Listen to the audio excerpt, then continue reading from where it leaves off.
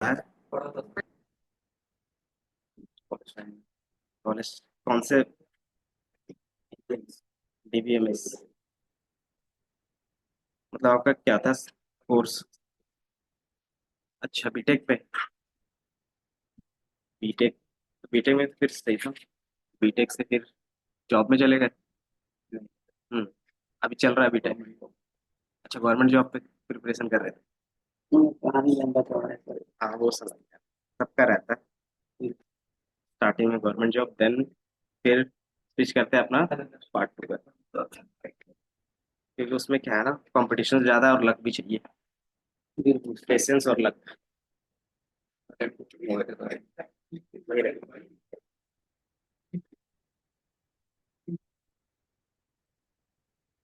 Syllabus आप लोगों ने अपना देखा है एक बार? सिलेबस में आपका एसक्यूएल होगा एक, याद है क्या काम होता है इसका? डाटा स्टोर हो जाता है। डेटा स्टोर करने के लिए डेटाबेस मैनेजमेंट सिस्टम। ये एसक्यूएल हमारे पास क्या है, एक प्लेटफॉर्म है जिसका यूज करेंगे डेटा को स्टोर करने के लिए। लेकिन हमारे लैपटॉप में नॉर्मली भी तो स्टोर होता है बिना डेटाबेस का भी, है ना? तो फिर हम लोग माई क्यों पढ़ेंगे? आप अपने लैपटॉप में भी चीजें स्टोर करते हो, फोन में भी करते हो, उसमें डेटाबेस का कॉन्सेप्ट है? उसमें सिर्फ फाइल का कॉन्सेप्ट है ना, फाइल और फोल्डर का।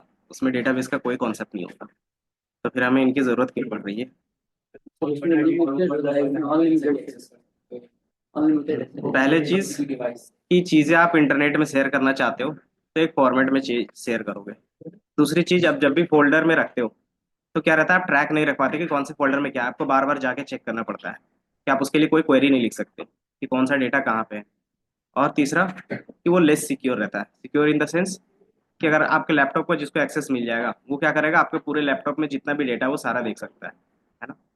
तो ये क्या है, कुछ फाइल सिस्टम इसको बोलते हैं। तो हमारे पास क्या होता है, फाइल सिस्टम इसको बोलते हैं। तो अगर आप देखोगे फ्यूचर जाओगे तो हमारे पास दो होते हैं, file system. File system versus DBMS. ये आता है सबसे पहले हमारे पास। ज्यादातर इसमें यही रहेगा कंपेरिजन के पार्ट। तो जो मैंने 3 पॉइंट्स बताए इसी तरीके से क्या है, मल्टीपल पॉइंट्स है, हमेशा क्या रहेगा, इधर उधर रहता है। अगर मैं ओपन करूँ, ये है हमारे पास डीबीएमएस और फाइल सिस्टम। फाइल जो हम लोग नॉर्मली यूज कर रहे हैं। तो ये दोनों में हमने बताया 3 डिफरेंस, वही मेजर डिफरेंस यही 3 है। चौथा हमारे पास क्या होता है कि ज्यादातर फाइल सिस्टम में क्या होगा ना कि कॉपी वैल्यूज ज्यादा हो जाएंगे। या कॉपी पेस्ट करके रखोगे ना तो आपको नहीं पता चलेगा कौन सा कॉपी है कौन सा कॉपी नहीं है। तो आप क्या करते हो, अलग अलग फोल्डर पे रखते हो। लेकिन हमारे पास क्या होता है डीबीएस में, ऐसा कॉन्सेप्ट नहीं कि आप डुप्लीकेट्स रखो। इसमें क्या रहता है कि सब डिस्टिंक्ट वैल्यू डुप्लीकेट रख सकते हो, नो इशू। बट क्या है कि आप जब फर्स्ट टाइम स्टोर करते हो तो वो क्या करता है, क्रॉस चेक कर लेता है। क्योंकि आप उसका क्या करते हो, आर्किटेक्चर उसी तरीके से बनाया हुआ है कि पहले क्रॉस चेक करेंगे देन वो डेटा स्टोर होगा। अगर पहले से डेटा है तो वो स्टोर नहीं होगा। अगर आप उसका कॉपी बनाना चाहते हो तो फिर हम लोग उसको क्या करते हैं, अलग से किसी फाइल पे स्टोर करवाते हैं। तो क्या होता है, डीबीएमएस सिस्टम में होता है। तो ये सारी चीज हम लोग देखेंगे। तो सबसे पहले आप जब भी प्लेटफॉर्म देखते हो, जैसे आपके सिलेबस में क्या था, माई स्क्वेल था। तो माई स्क्वेल क्या है, हमारे पास एक प्लेटफॉर्म है डेटाबेस का। और डेटाबेस क्या होता है कि आप ऑनलाइन चीजें रखते हो सिक्योर बेस पे। और दूसरा कि फाइल सिस्टम क्या करता है, लार्ज मेमोरी लेता है।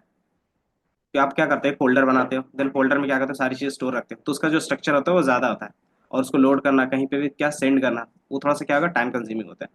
लेकिन जो हमारे पास डेटाबेस में होता है वो क्या होता है, या तो टेक्स्ट फॉर्मेट में होगा या फिर बाइनरी फॉर्मेट में होगा। तो वो ईजिली क्या होता है, ट्रेवल कर जाता है वाया इंटरनेट। तो ये हमारा क्या होता है कि वो वहाँ पे ईजी पड़ता है कि आप क्या कर सकते हो, कोई भी डेटा कहीं पे भी शेयर कर सकते हो। तो ये हमारे पास फाइल सिस्टम। और इसके अलावा फिर हम लोग ने बताया कि ये हमारा प्लेटफॉर्म है। प्लेटफॉर्म से पहले आप क्या करते हो, इनको डेटाबेस बोल रहे हैं। जो हम लोग डेटाबेस पढ़ते हैं तो इसको फिर हम क्या करते हैं, मैनेज करते हैं। ये हमारा क्या है, मैनेज करने के लिए माई स्क्वेल पढ़ रहे हैं। तो इसको फिर हम लोग क्या बोलते हैं, डेटाबेस मैनेजमेंट सिस्टम। तो ये एक डेटाबेस होगा, उसको कैसे मैनेज करना उसका एक सिस्टम बनाएंगे। तो हमें सबसे पहले डेटा के बारे में जानना होगा कि डेटा क्या होता है। देन फिर हमारे पास डेटाबेस क्या होगा वो जानना होगा। देन उस डेटाबेस को मैनेज किस तरीके से किया जाता है इंटरनली, वो फिर हमें देखना होगा। देन उसके लिए फिर हमारे पास क्या रहेंगे, अलग अलग टूल्स रहेंगे। उसमें से एक हमारा एसक्यूएल है। ये स्ट्रक्चर समझ में आया? इसी तरीके से आप क्या करते हो, ओरेकल भी देखते हो। उसी तरीके से आप क्या कर सकते हो, पोस्टग्रेस भी देख सकते हो। देन आप एक देखते हो, एसक्यूएल सर्वर देखते हो। ये माई एसक्यूएल है और एसक्यूएल सर्वर अलग होते हैं। एसक्यूएल सर्वर ये क्या होते हैं, अलग अलग डेटाबेस मैनेजमेंट सिस्टम के क्या है, टूल्स है। तो आप इनमें से कोई भी यूज़ करो। तो मोस्ट कॉमन जो हमारा ओपन सोर्स और फ्री है माइस्क्वेल है, इसलिए हम लोग इसको रीड कर रहे हैं। इनका जितने भी चीज़ें होंगी, आर्किटेक्चर सेम होगा, डिफिनेशन सेम होंगे, लॉजिक सेम होगा। सिर्फ सब में क्या डिफरेंस होगा, सिंटेक्स का अलग होगा। सिंटेक्स क्यों अलग होता है और अलग अलग क्यों है, क्योंकि ये अलग अलग कंपनी अपने हिसाब से बनाती है। ओरेकल किसका है, ओरेकल खुद कंपनी है ना, तो वो ओरेकल का ही है। देन हमारे पास एसक्यूएल सर्वर किसका है, माइक्रोसॉफ्ट का है। इसी तरीके से आप एज्योर पे जाओगे, इसी तरीके से आप गूगल के लिए जाओगे तो जीसीपी में चले जाओगे। देन हमारे पास एडब्ल्यूएस का रहता है, एडब्ल्यूएस का क्या है, डीबी2 होता है, एथीना होता है। तो ये सारे क्या है, इनके डेटाबेस के सिस्टम है। ये क्या करते हैं ना, खुद से अपना प्लेटफॉर्म बना लेते हैं, लेकिन उनका जो कोर रहता है वो माई स्केल पे ही रहेगा।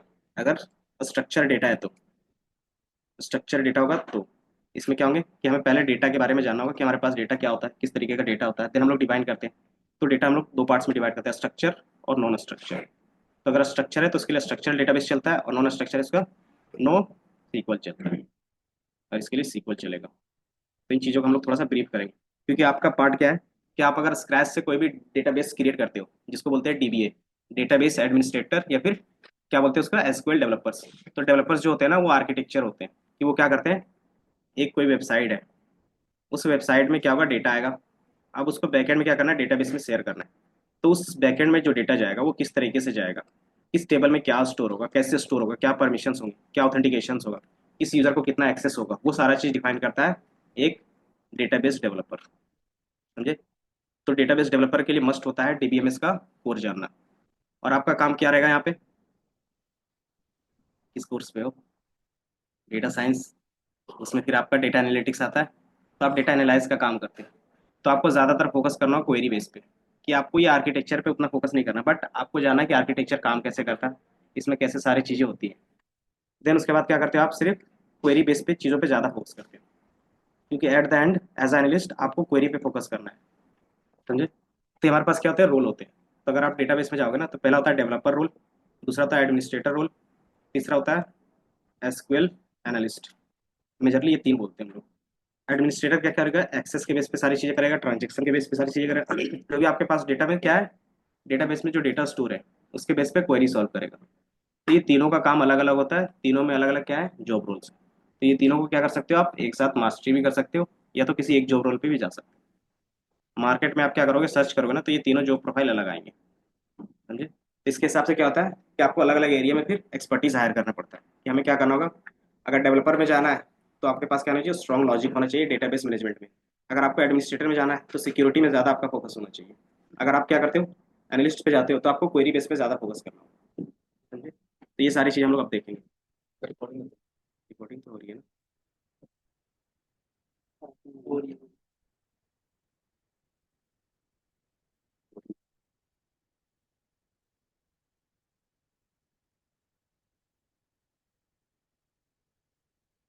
तो हमारे पास डेटा किनको बोलते हैं पता है, पहले बताओ जल्दी से, डेटा क्या होता है।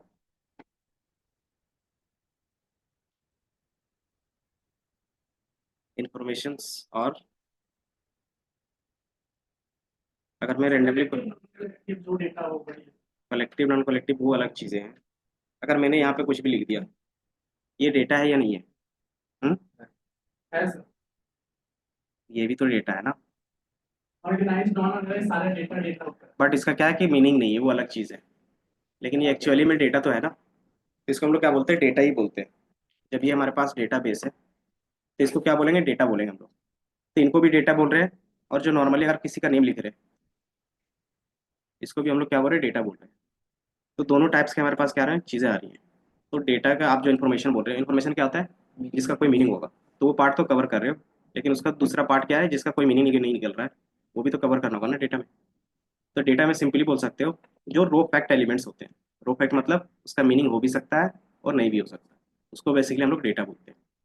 और जब डेटा को रिफाइन करते हैं, इन द सेंस उसका कुछ मीनिंग निकलता है, तो हमारा इन्फॉर्मेशन बनता है ना। तो ये हमारा क्या होगा, जैसे आप देखोगे कि जो हमारे पास हिस्टोरी हिस्ट्री में क्या आते हैं कि कुछ ऐसे भी लैंग्वेज है जो हम लोग पढ़ नहीं सकते, तो हमारे लिए अभी क्या है, अननोन है, उसका कोई मीनिंग नहीं है।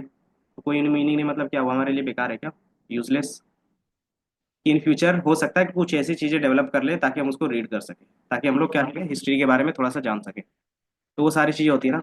तो इसीलिए इसमें भी क्या आता है, कुछ डेटा होते हैं जिसके बारे में अभी हम लोग को नहीं पता है, बट उसको क्या करते हैं, इन फ्यूचर के लिए रखते हैं। तो उनको लिए क्या करते हैं हम लोग, जो भी हमारे पास नॉन स्ट्रक्चर होंगे या फिर क्या बोल सकते हैं उसको, जिसमें कोई भी फैक्ट नहीं होगा, एलिमेंट जिसका इन्फॉर्मेशन नहीं होगा, तो वो नॉन इन्फॉर्मेशनल रहते हैं। इन फ्यूचर अगर उनका कोई काम होगा तो यूज़ कर लेंगे।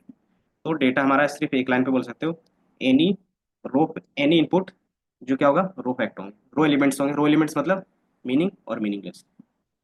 देन उसको क्या बोलते हैं कि some data has a some unique information, sorry, unique meanings, so that's called information. Then हमारा इन्फॉर्मेशन आता है।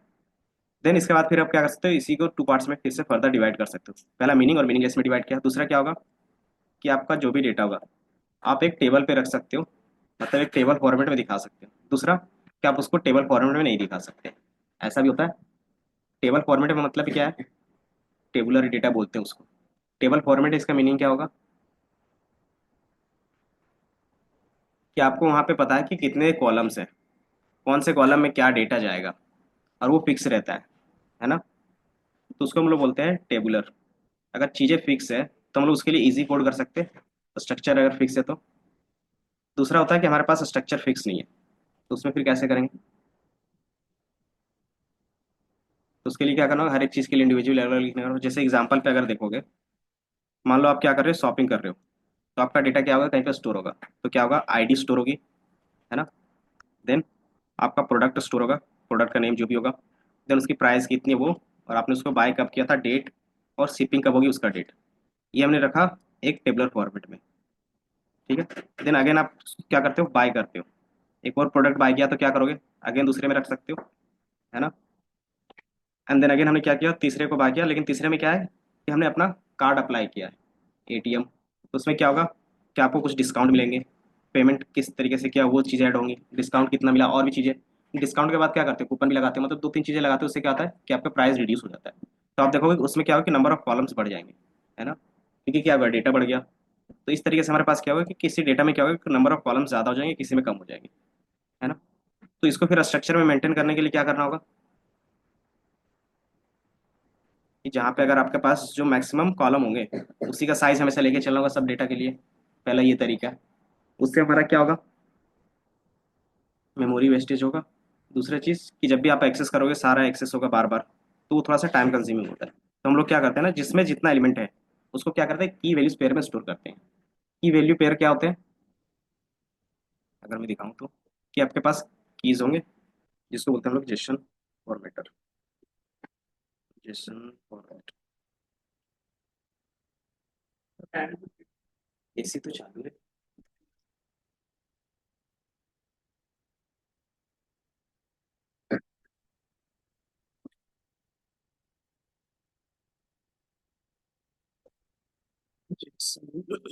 API test.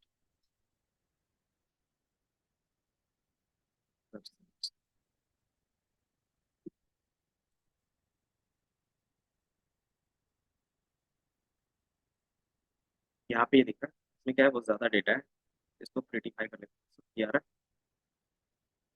यहाँ पे आपको डेटा दिख रहा होगा कुछ, हमारे पास क्या है, प्रोडक्ट्स है। प्रोडक्ट्स को हमने क्या किया, एक लिस्ट पे रखा है। फिर इसको हमने क्या रखा है, कुछ कीज रखे हैं। आप देख रहे होगे कि मैंने एक की रखा है, उस पे वैल्यू है, की है, वैल्यू है, की है और वैल्यू है। जब हम लोग डेटा इस फॉर्मेट में स्टोर रखते हैं ना, तो इसको हम लोग बोलते हैं जेसन फॉर्मेट। और इसी को हम लोग क्या बोलते हैं, नो सीक्वल।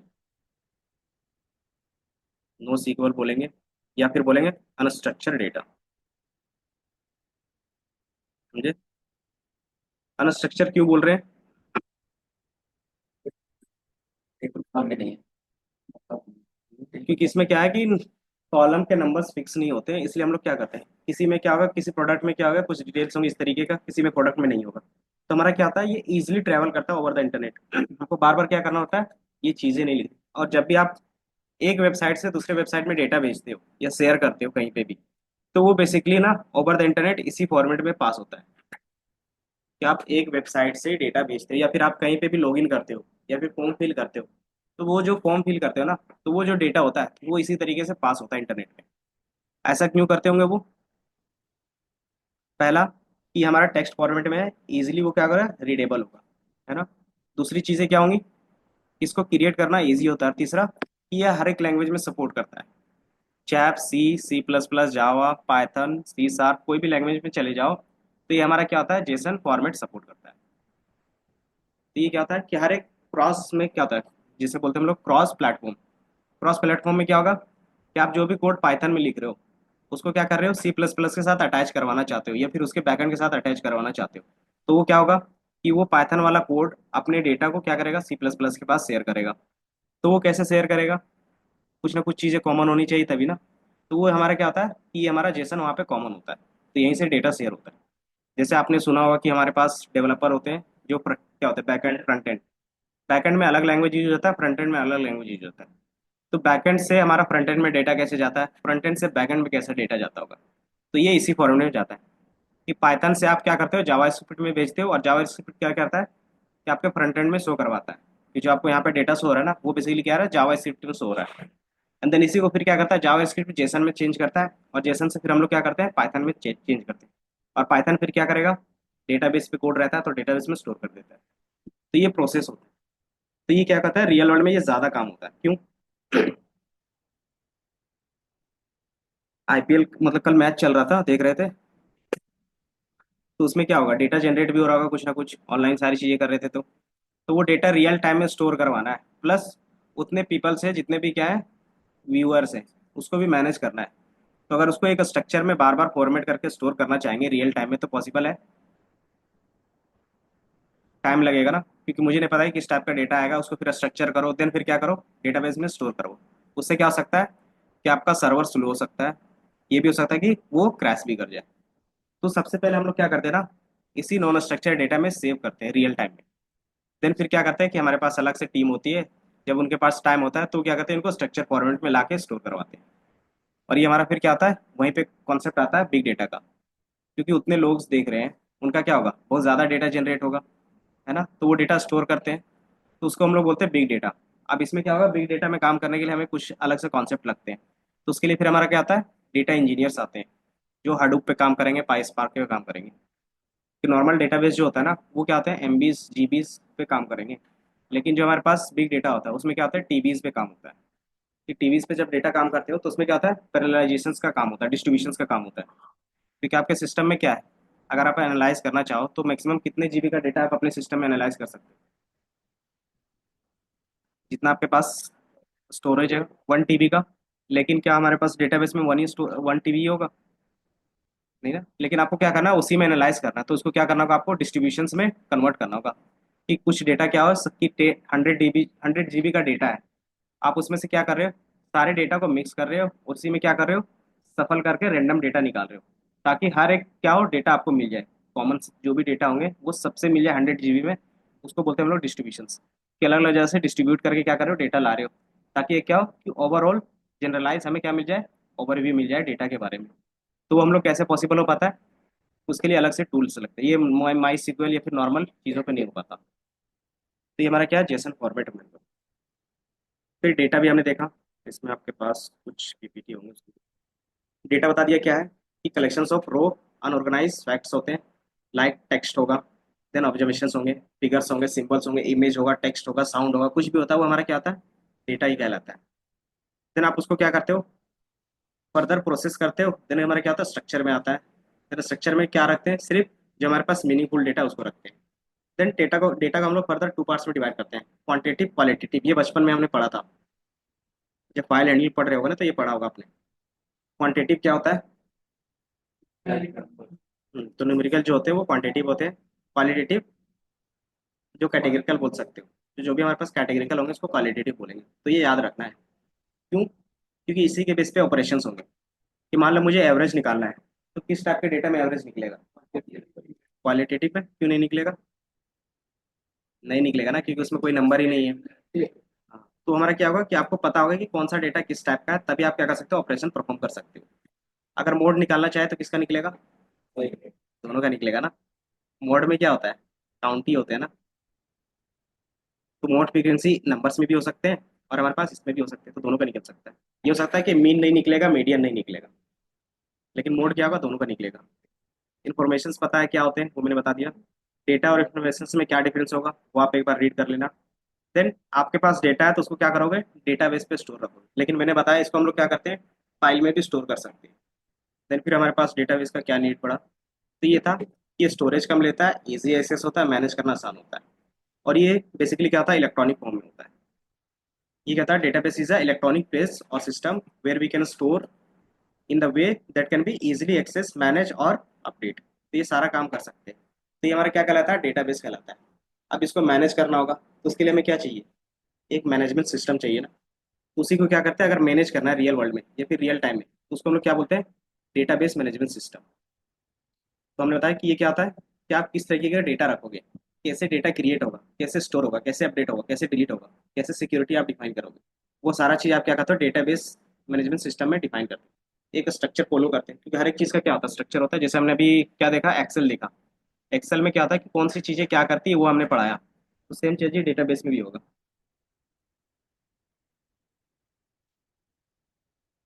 तो ये सारी चीज़ें क्या है, डिफिनेशन बेस यूज कर लो। इसको क्या करें हम लोग इस तरीके से डेटा, और इसमें चार काम होंगे। इसको बेसिकली हम लोग बोलते हैं कर्ट ऑपरेशंस। सबसे पहले क्या होगा, आप अपना डेटा क्रिएट करोगे या डेटाबेस क्रिएट करोगे। देन क्रिएट करने के बाद आप बोल सकते हो उसमें कुछ ना कुछ डेटा, या फिर क्या करते हो, डेटा रखते हो, अपडेट बोल सकते हो। देन फिर क्या रहता है, हमारे पास अपडेट किया तो उसको क्रॉस चेक करने के लिए क्या करते हो, शो भी करवाते हो। तो हमारा रीड होता है और अपडेट हो। एंड देन कभी कभी क्या होता है कि जो हमारे पास यूजफुल डेटा नहीं उसको क्या करते हैं हम लोग, डिलीट करते हैं। तो ये हमारा डिलीट का ऑपरेशन।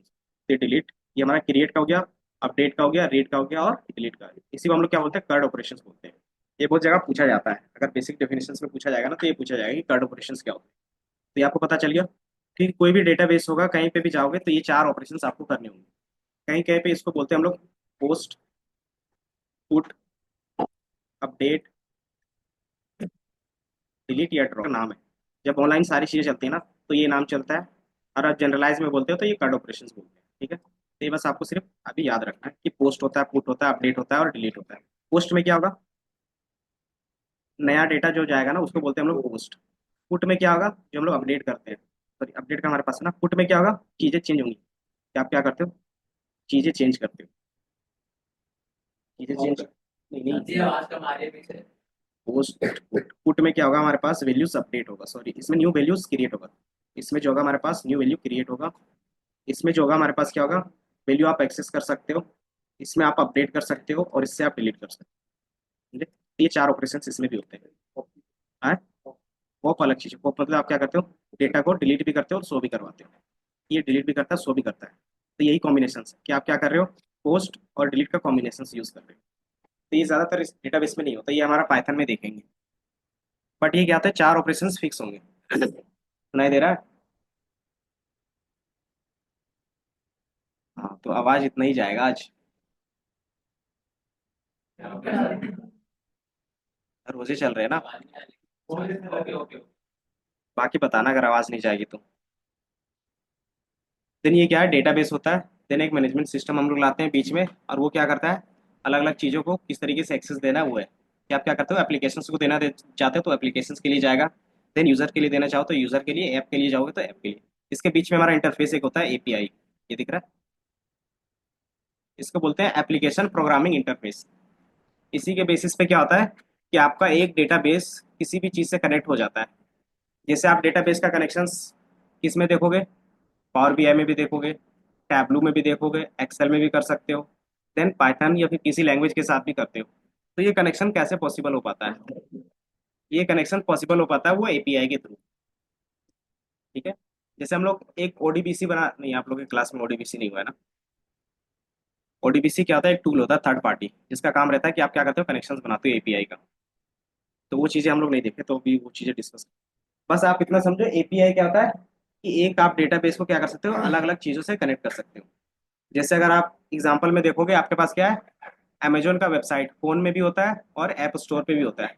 लेकिन दोनों का इंटरफेस पूरा क्या होता है, अलग होता है। इट मीन्स दोनों ने अलग अलग तरीके से डिजाइन किया होगा, है ना। लेकिन डेटा क्या होता है, सेम होता है।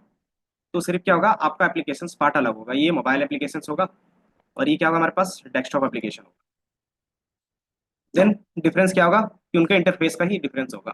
और जो डेटा होगा वो सिर्फ एक ही डेटाबेस से जाएगा, इस पे भी, इस पे भी, है ना। तो ये हमारा सारा चीज क्या होता है, डेटाबेस मैनेजमेंट सिस्टम पे होता है। आप इसको कितना एक्सेस किसको देना है, क्या क्रिएट करना है, क्या अपडेट करना है, कि मान लो ये हमने एप्लीकेशन में शेयर किया, इस एप्लीकेशन से हम लोग क्या अपडेट कर सकते हैं, क्या डिलीट कर सकते हैं, क्या कुछ क्रिएट कर सकते हैं। तो वैसे चीजें क्या करते हैं, इसमें एक्सेस देते हैं इस एपीआई को। अगर यूजर है तो उसके लिए यूजर के लिए अलग अलग एपीआई बनेगा, इसके लिए क्या है अलग एपीआई बनते हैं। तो हर एक के लिए अलग अलग एपीआई बनते हैं। तो बेसिकली हमारा क्या हो गया, अलग अलग एपीआई बनाने के लिए फिर क्या चाहिए, एक बंदा चाहिए बीच में जो एपीआई डेवलपर हो। तो इसके क्या होते हैं, अलग से जॉब रोल होते हैं, एपीआई डेवलपर्स जिसको बोलते हैं। तो ये अलग जॉब रोल बनेगा एपीआई का। पाइथन में इसको बोलते हैं सीरियलाइजेशन, जो हम लोग जेंगो के थ्रू बना सकते हैं, फ्लास्क के थ्रू बना सकते हैं, फास्ट एपीआई के थ्रू बना सकते हैं। समझे? और एपीआई बेसिकली कुछ नहीं, आप देखोगे ना किसी भी वेबसाइट पे जाते हो, यहाँ पे मैंने कुछ लिखा है, ये क्या है, यूआरएल है। अगर हम गूगल में लिखते हैं गूगल, तो ये क्या करता है आप देखोगे, कुछ क्या क्या है, सर्च क्वेरी किया है, क्वेरी कैसे पता चला, क्वेश्चन मार्क और क्यों, और हमने क्या सर्च किया था, गूगल, तो इसने ये लिख दिया। तो यही बेसिकली क्या है, हमारे पास एपीआई होता है। ये जो पूरा इन्फॉर्मेशन आया ना, यही हमारा क्या है, एपीआई है। क्योंकि यही क्या कर रहा है कि जो मैंने यहाँ पे सर्च किया वो क्या कर रहा है, इंटरनेट में शेयर कर रहा है, फिर वो क्या कर रहा है, फिर वहां से रिटर्न ला रहा है। बाकी ये सारी चीजें क्या है, एक्स्ट्रा चीजें, ये चीजें होती है कि आपका क्या है, लैपटॉप कौन सा है, लैपटॉप का मैक एड्रेस कौन सा है, टाइमिंग क्या है, किस ब्राउजर से आप इसको एक्सेस कर रहे हो, कहाँ से एक्सेस कर रहे हो। ये सारा चीजें एक टोकन के फॉर्मेट में जाता है, ये सारी चीजें टोकन है। इसीलिए गूगल क्या करता है, हर एक चीज का इन्फॉर्मेशन रखता है, क्योंकि जैसे आप सर्च पे क्लिक करते हो ना, वो हर एक चीज को क्या करता है, स्टोर करता है। तो आपका कौन सा लैपटॉप लैपटॉप है, कौन से आईपी है, कौन सा मैक एड्रेस है, वो सारा चीज क्या होता है, इस फॉर्मेट में वहां चला जाता है बैकएंड में। तो ये आपको समझ में नहीं आता, बट उसको क्या है, इनक्रिप्टेड फॉर्मेट में भेजता है, ताकि क्या बीच में कोई हैकर इसको यूज ना करे। और ये हमारा एपीआई है, इसी तरीके से एपीआई कॉल करते हैं हम लोग। देन डीबीएमएस और फाइल सिस्टम में हमने बताया। डिसएडवांटेज क्या है फाइल सिस्टम में, फाइल सिस्टम किसको बोल रहे हैं, जो हम लोग नॉर्मली स्टोर कर रहे हैं अपने डेटा किसमें, लैपटॉप पे। इसमें क्या होता है, डेटा रिडंडेंसी होती है, आईसो। रिडंडेंसी का मतलब क्या हो गया, रिपीटेशंस, कि आप क्या करते हो, कॉपी पेस्ट ज्यादा रख सकते हो, डेटा रिडंडेंशन हो सकता है। दूसरा हमारे पास क्या है, एक्सेसिंग, कि कौन सा डेटा कहाँ पे है, आप क्या कर सकते हो, ओवर द इंटरनेट एक्सेस नहीं करते जल्दी। आपको क्या करना होगा, हर एक फोल्डर पे जाके देखना पड़ेगा फिर, कि कौन से फोल्डर में क्या डेटा है। आप भूल जाते हो तो क्या करते हो, बार बार हर एक फोल्डर को देखते हो। लेकिन हमारे पास क्या रहता है डेटाबेस में, कि उसका नेम रहते हैं, कि आपको सिर्फ नेम देखना है और उसके बेस पे कॉल कर सकते हो। इंटीग्रिटी, डेटा आइसोलेशन, आइसोलेशन का मतलब क्या है, कि सिंगल टाइप के डेटा को एक जगह पे रख सकते हो। कि मान लो आप एक फोल्डर बनाते हो फाइल सिस्टम में, तो एक फोल्डर में क्या इमेज भी रख सकते हो, वीडियो भी रख सकते हो, टेक्स्ट फाइल भी रख सकते हो, और अगेन उसके अंदर फोल्डर भी रख सकते हो। तो उसमें क्या है कि मल्टीपल टाइप्स की चीजें आप स्टोर कर रहे हो। लेकिन हमारे पास डेटाबेस में क्या था कि जिस टाइप का डेटा आपको एक डेटाबेस पे रखना है, आप क्या करोगे, सिर्फ सिंगल ही रखोगे एक टेबल पे। अगर आप इमेज डेटा रख रहे हो, तो एक कॉलम में सिर्फ इमेज का क्या होगा, यूआरएल होगा बेसिकली, या फिर उनका जो भी होगा कोडिंग का बेस पे वो सारी चीज स्टोर होंगी। तो ये हमारा क्या करता है ना, आइसोलेशन रखता है, मतलब कि आपको हर एक डेटा सेपरेट मिलेगा टेबल के फॉर्मेट में। कि आपका स्टूडेंट आई डिटेल्स है तो आप इसको यहाँ पे रख सकते हो, टीचर्स का डिटेल्स है उसको अलग टेबल में रख सकते हो। तो इसमें सिर्फ क्या होंगे, स्टूडेंट के डिटेल्स होंगे, और इसमें आपके टीचर्स के डिटेल होंगे। तो ये क्या होते हैं, आइसोलेटेड रहते हैं। इससे क्या होता है कि इजिली आप ट्रैक कर सकते हो, और कुछ ऑपरेशंस परफॉर्म करना रहेगा तो आप कर सकते हो। देन इंटीग्रिटी प्रॉब्लम्स, जो हमारा किसमें, फाइल सिस्टम में। इंटीग्रिटी प्रॉब्लम्स मतलब क्या हो गया,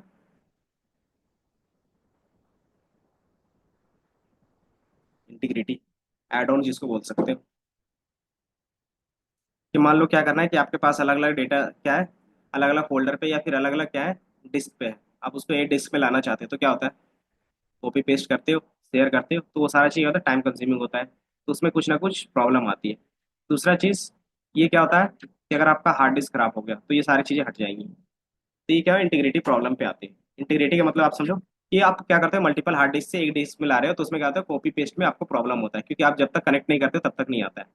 इसमें क्या है कि आप सिंपली क्वेरी लिखोगे तो क्या कर सकते हैं, प्रॉब्लम सॉल्व कर सकते हो क्वेरी के बेस पे। तो वो डेटा अलग अलग डिस्क पे भी रखा हुआ है, फिर भी आप क्या कर सकते हो, क्वेरी के बेस पे एक जगह पे दिखा सकते हो। एटोमिसिटी क्या होता है,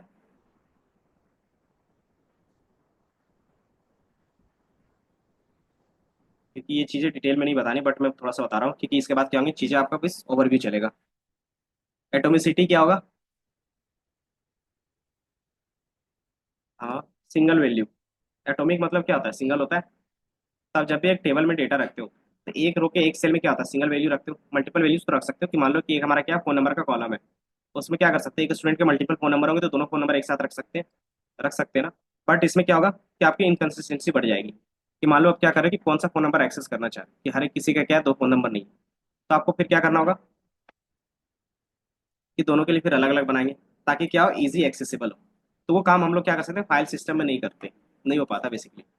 जब भी आप एक क्या करते हो, टेक्स्ट फाइल बनाते हो, सारी चीजें क्या रखते हो, एक ही में रखते हो, तो उसमें क्या होगा कि ये प्रॉब्लम आता है। तो हम लोग क्या करते हैं ना, कि जब भी आप डेटाबेस बनाते हो, अगर आपके पास क्या रहते हैं, कॉन्सेप्ट रहते हैं नॉर्मलाइजेशन का, वो क्या करता है ना कि हर एक सेल पे सिंगल वैल्यू होगा, वो ये इंश्योर करता है कि एक सेल पे कितना होना चाहिए, एक वैल्यू होना चाहिए। तो वो कौन इंश्योर करता है, कि आपका नॉर्मलाइजेशन इंश्योर करता है, जो डेटाबेस का कॉन्सेप्ट है, जो हमारे फाइल सिस्टम में नहीं होता है। तो वो क्या है, एटोमिसिटी का प्रॉब्लम इसमें रहता है, जो डेटाबेस पे नहीं होगा। Concentrate access anomalies, concurrent access anomalies, इसका मतलब क्या होगा, इरेगुलरिटीज हो सकता है, एनोमलीज है ना, अगर मैं इसको सर्च करूँ, क्योंकि ये कीवर्ड्स ज़्यादातर यूज नहीं, ये हमने ये देखा, ये क्या चल रहा है? चल क्या रहा है? एसक्यूएल चल रहा है। इसका सिंपल मीनिंग है कि अगर आपका एक बार डेटा में कुछ एरर आता है तो वो सारे यूजर के लिए रहेगा, फाइल सिस्टम में, है ना, कि जो फाइल हमने शेयर किया है तो वो सारा सिस्टम क्या होगा, सबके लिए होगा। लेकिन डेटाबेस में क्या होता है ना, ये सेम चीजें क्या करते हैं हम लोग, अलग अलग पर्सन्स को अलग अलग एक्सेस देते हैं। तो अगर एक यूजर के लिए कुछ एरर आ रहा है तो दूसरे के लिए वो क्या होगा, एरर नहीं आ सकता, है ना? तो ये चीजें इसमें क्या होता है, डिफाइन होती है। तो इसी को हम लोग बोलते हैं concurrent access anomalies. Security problem, मैंने बताया कि आप क्या करोगे, सिंगल लेवल रहता है हमारे पास, कि आप अपने लैपटॉप में पासवर्ड लगाते हो तो वो सबके लिए रहता है, अगर वो पासवर्ड किसी को पता चल गया तो कोई भी डेटा एक्सेस कर सकता है ना। लेकिन हमारे पास क्या आता है, डेटाबेस में क्या होता है, लेवल वाइज होते हैं, कि आपको किस टेबल को किसको एक्सेस देना है, किस डेटाबेस को किसको एक्सेस देना है, तो आप डिफाइन कर सकते हो। तो ये यूजर बेस क्या होता है, सिक्योरिटी होता है किसमें, डेटाबेस पे, जो फाइल सिस्टम में नहीं होता है। फाइल सिस्टम में क्या होगा, जैसे विंडोज यूज करते हो, उसमें क्या करते हो आप, डायरेक्टली यूजर ही अलग बना लेते हो, है ना। लेकिन दूसरे यूजर में फिर क्या रहेगा, उसका जो डेटा रहेगा वो एक ही पासवर्ड से ओपन होगा। देन फिर क्या करते हो आप, अलग से कोई थर्ड पार्टी सॉफ्टवेयर इंस्टॉल करते हो जो क्या करेगा, फाइल के लिए पासवर्ड लगाएगा, जैसे फोन में भी करते हैं। तो फिर क्या करते हैं, अलग चीजें फिर लाते हैं। लेकिन डेटाबेस में क्या होता है कि वो सारा काम एक ही पे होता है। तो ये हमारा क्या हो गया, डिसएडवांटेज हो गया फाइल सिस्टम का, और यही सारी चीजें क्या है, एडवांटेज है इसके। आप देखोगे यहाँ पे क्या है, कि एडवांटेज है जो हमने एबव 7 देखा है। बाकी आर्किटेक्चर सब लोग देखेंगे। पहला हमारे पास 3 स्कीमा होता है। स्कीमा क्या होते हैं, फॉर्मेट किसका, आर्किटेक्चर्स का, डेटाबेस का। तो ये सारी चीजें क्या है, अलग अलग चीजें, कि फिजिकल लेवल क्या आता है, लॉजिकल लेवल क्या आता है, और व्यू लेवल क्या होता है। फिजिकल लेवल होगा जो एक्चुअल में आपका स्टोरेज होता है, कि आपके हार्ड डिस्क में किस तरीके से स्टोर होता है, उसको पूछते हैं फिजिकल लेवल। लॉजिकल, जो आप कोड क्वेरी के बेस पे क्या करते हो, उसको वहां पे स्टोर करते हो। देन व्यू लेवल, जिस फॉर्मेट में आप दिखाना चाहते हो। तो ये हमारा क्या था, 3 लेवल होते हैं। ये आपको यहाँ पे दिख रहा होगा कि हमारे पास डेटाबेस है, इसमें हमने क्या किया, आपका डेटा स्टोर होगा। तो वो डेटा जो स्टोर होगा वो इंटरनल लेवल में किस तरीके से होगा वो किसी को नहीं पता होता, वो किसी भी फॉर्मेट में रह सकता है अपने तरीके से। देन कॉन्सेप्चुअल लेवल में क्या आता है, कि आप किस तरीके से वहाँ पे कॉन्सेप्ट, कॉन्सेप्ट मतलब स्ट्रक्चर, आपने जो स्ट्रक्चर डिफाइन किया वो क्या होता है, कॉन्सेप्चुअल लेवल होता है। देन उसके बाद क्या होता है, किसको क्या दिखाना है, वो होता है एक्सटर्नल लेवल। ये 3 चीज समझ में आई, यही पूरा कहानी आपका यहाँ पे लिखा हुआ है, कौन सी चीजें कहा है। देन इंस्टेंस और स्कीमास क्या होंगे, वो डेटा मॉडल्स क्या होंगे, ये जो हम लोग डिजाइन कर रहे हो, उनका डिजाइनिंग करने का अलग अलग तरीका होगा, तो उसको हम लोग बोलते हैं डेटाबेस मॉडल्स। इसमें आपके पास क्या रहेंगे, ईआर डायग्राम के थ्रू करते हैं, जिसको बोलते हैं रिलेशनल डेटाबेस मैनेजमेंट सिस्टम। जैसे आप देखो कि आप लॉजिक जो डिफाइन करते हो, इससे क्या होगा कि हर एक टेबल आपस में कनेक्टेड हो सके। इसमें क्या होगा, हमारे पास हर एक टेबल आपका कनेक्ट होगा, ये स्टूडेंट का टेबल और ये टीचर का। स्टूडेंट और टीचर का जो टेबल होगा वो कनेक्ट करना है आपको। तो दोनों में क्या कॉमन हो सकता है, कोर्स, कोर्स की आईडी दोनों में क्या होगी, कॉमन होगी, उसके बेस पे क्या कर सकते हो आप, दोनों को कनेक्ट कर सकते हो। तो वो चीजें हम लोग कनेक्ट करते हैं, जब हम लोग का कनेक्शन बनता है तो उसको बोलते हैं रिलेशनल। जब हम लोग रिलेशनल बनाते हैं तो वही हमारा क्या बन जाता है, relational base database management system, database management. यही चीजें आप क्या करते हो, ऑब्जेक्ट के बेस पे डिफाइन करते हो, तो यही क्या बन जाता है, ऑब्जेक्ट ओरिएंटेड मॉडल्स। यही क्या करता है कि आप ऑब्जेक्ट के बीच में क्या कर रहे हो, रिलेशन फाइंड कर रहे हो, तो ये हमारा क्या था, ऑब्जेक्ट रिलेशनल डेटाबेस। लेकिन जो आपको देखना है वो क्या होता है, रिलेशनल डेटाबेस होते हैं। तो आपको इसमें ज्यादातर फोकस करते हैं, किस लिए, क्योंकि ये क्या होता है, स्ट्रक्चर फॉर्मेट वाले टेबल के लिए होता है, जो हम लोग माई एसक्यूएल में देखेंगे। तो ये रिलेशनल डेटाबेस होगा। अब जो भी कॉन्सेप्ट होगा वो किसका होगा, रिलेशनल डेटाबेस का होगा। देन मैंने चार चीजें बताई थी कि आप क्या कर सकते हो, चीजें क्रिएट कर सकते हो। जब हम लोग चीजें क्रिएट करते हैं तो उसको बोलते हैं डेटा डिफिनेशन लैंग्वेज, जिसको बोलते हैं डीडीएल। समझे कि डेटाबेस में आप कोई भी चीज डिफाइन कर रहे हो फर्स्ट टाइम तो उसको बोलेंगे डीडीएल, डेटा डिफिनेशन लैंग्वेज, जिसको हम लोग क्रिएट बोल रहे थे। इसमें क्रिएट की क्वेरी आएगी। देन डेटा मैनिपुलेशन लैंग्वेज, इसमें क्या आएगा, नाम से पता चल रहा होगा, आप अपडेट करोगे, डिलीट करोगे। देन आप क्या करते हो, इसमें ट्रंकेट का ऑप्शन भी आते हैं। एंड देन एक हमारे पास और भी आता है, वो रहता है हमारे पास ऑल्टर का। ऑल्टर का मतलब होता है कि आप क्या कर रहे हो, टेबल के कॉलम्स के नेम को चेंज कर रहे हो। दो तरीके से आप चेंज करते हो, पहला कॉलम्स के नेम चेंज कर सकते हो, कॉलम ऐड कर सकते हो, कॉलम डिलीट कर सकते हो। दूसरा आप डेटा ऐड करोगे, डेटा डिलीट करोगे और डेटा को अपडेट करोगे, है ना। तो ये दो चीजें होती है, तो दोनों को अलग दिखाने के लिए हम लोग एक को बोलते हैं ऑल्टर और दूसरे को बोलते हैं डिलीट, ताकि क्या हो, चीजें आपको अच्छे से पता चल सके। ऑल्टर किसको बोलते हैं, जो कॉलम के लेवल पे होता है, और डिलीट किसको बोलते हैं, जो रो लेवल पे होता है। ठीक है, तो ये मैनिपुलेशंस में आएंगे आपके पास। देन एक, इसमें इतना ही दिखाया, दो तीन और होते हैं। एक हमारे पास डीक्यूएल होगा। डीक्यूएल का काम क्या होगा, इसको बोलते हैं डेटा क्वेरी लैंग्वेज, कि आप जो चीज डेटा दिखाना चाहते हो आप क्या करोगे, इस पे दिखाओगे। क्वेरी में हमारा सिर्फ होता है सेलेक्ट, बाकी कॉम्बिनेशन होते हैं। तो इसकी होती है सेलेक्ट। देन फिर हमारे पास क्या आता है, टीसीएल आता है। टीसीएल, टीसीएल इसको बोलते हैं ट्रांजेक्शन कंट्रोल लैंग्वेज। ये क्या करता है कि आपके पास जो भी डेटा रियल टाइम में स्टोर हो रहा है, जैसे आप पेटीएम हो गया या फिर फोन पे हो गया यूज करते हो, तो जब तक एक यूजर से पैसा ना कट जाए तब तक दूसरे में चला जाता है। देन ये पूरा प्रोसेस जब तक ना हो तब तक क्या होगा, वो ट्रांजेक्शन कंप्लीट नहीं होगा, है ना। तो इसको मैनेज करना, वो सारा काम कहाँ होता है, वो टीसीएल के थ्रू करते हैं। कि पूरा एक ट्रांजेक्शन कंप्लीट ना हो जाए तब तक हम लोग क्या करेंगे, फाइनल कमिट नहीं करेंगे। फाइनल कमिट मतलब उसको सेव नहीं करना है। कि मान लो आपने तो क्या किया, शेयर कर दिया, कि आपने फोन पे से क्या क्या अमाउंट सेंड कर दिया, लेकिन सामने वाले का क्या था, सर्वर डाउन था, उसके वाले में पैसा नहीं गया। तो फिर क्या होता है, वो ट्रांजेक्शन कंप्लीट नहीं होता है। तो फिर बैंक वाले क्या बोलते हैं कि विद इन 24 आवर्स 48 आवर्स आपके बैंक में वापस आ जाएगा, है ना। कुछ टेक्निकल इशू के कारण नहीं गया। तो वो क्या था कि आपके अकाउंट से एक्चुअली में कट गया था, बट क्या हो गया, सामने वाले के नहीं गया, तो क्या हो गया, वो वापस आ सकता है। दूसरा कि आपके अकाउंट से कट गया और पैसे भी नहीं गए, तो वो भी कोई फीस रहता है ना।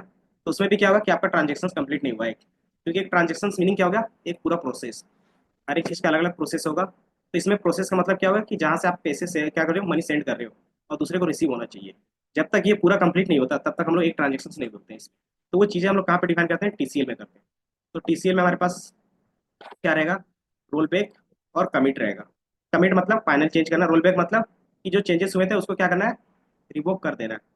हुआ था तो उसको क्या करना है कि जो पुराना अपडेट था डेटा, वही डेटा को वापस क्या करो, आप रिवोक कर दो, क्योंकि इसमें क्या है कि पूरा ट्रांजेक्शन फुलफिल नहीं हुआ था। तो ये कमांड से रहते हैं, एक रोल बैक, कमिट और रिवोक बोल सकते हो। डेटा टीसीएल बोला था ना। अरे हमारे पास ये हो गया। अरे बता, हमारे पास परमिशंस के लिए, परमिशंस का क्या होगा,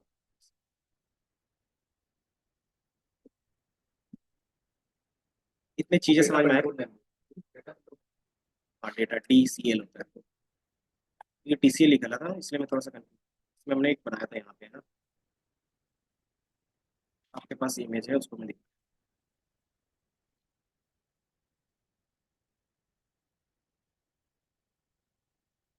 ये दिख रहा है, जो मैंने बताया वो आपको यहीं पे दिखेगा। डीडीएल दिखाया, डीएमएल दिखाया, डीसीएल दिखाया, टीसीएल और डीक्यू। देन टीसीएल, डीसीएल में क्या था, ग्रांट और रिवोक था। टीसीएल में क्या था, ट्रांजेक्शन के बेस पे, कमिट, रोल बैक और सेव पॉइंट। टीसीएल क्या करता है, परमिशन बेस होता है, किस यूजर को कितना परमिशन होगा वो डिफाइन करते हैं टीसीएल में, डीसीएल में, डेटा कंट्रोल लैंग्वेज में। टीसीएल में क्या था, ट्रांजेक्शन की एक प्रोसेस पूरा फुलफिल होगा, उसके बेस पे हमें क्या करना है, अलग अलग स्टेप डिफाइन करने, वो हमारा टीसीएल में रहता है। कि आप पहले क्या करते हो, सेव पॉइंट, कि आधा प्रोसेस हुआ है, देन वो क्या कर रहा है, वेट कर रहा है। तो वेट जब करता है ना तो उसको बोलते हैं सेव पॉइंट। दूसरा क्या होता है, रोल बैक, वो क्या करेगा कि कुछ देर वेट करता है, अगर वो नहीं फुलफिल हो पाता है तो क्या होता है, कैंसिल हो जाता है। तो जब कैंसिल होता है तो फिर हमारे पास क्या रिफ्लेक्ट होना चाहिए, पुराना ही डेटा। तो वो पुराना डेटा रिफ्लेक्ट कराने का काम रहता है रोल बैक का। देन अगर सारी चीजें क्या होती है, सक्सेसफुली हो जाती है, तो क्या करना चाहते हैं हम लोग, उसको चेंज करना चाहते हैं, तो उसको कमिट करते हैं। ठीक है, तो ये तीन चीजें इसमें दिखती है टीसीएल में। टीसीएल में क्या, ग्रांट, ग्रांट का मतलब क्या हो गया, किसको क्या परमिशन देना चाहते हो, किस यूजर को, तो हम लोग उसको बोलते हैं ग्रांट। परमिशन दे दिया, काम हो गया। जैसे आप कहीं पे भी काम करोगे ना तो आपको इससे क्या मिलेगा, यूजर आईडी पासवर्ड मिलेगा। आपको क्या होगा, उसमें काम करोगे, आपका काम फाइनल हो गया, मतलब आप प्रोजेक्ट कंप्लीट कर दिए, तो वो क्या करेगा, वो यूजर आईडी और पासवर्ड को डिलीट कर देगा। तो डिलीट कहाँ से करेगा, उसको बोलते हैं रिवोक। कि जितने भी परमिशंस थे तो क्या कर दिया हम लोगों ने, रिवोक कर दिया। देन फिर दोबारा जब एक्सेस करना चाहोगे तो वो एक्सेस नहीं हो पाएगा। तो ये चीजें क्या होते हैं, डीसीएल में डिफाइन होती है।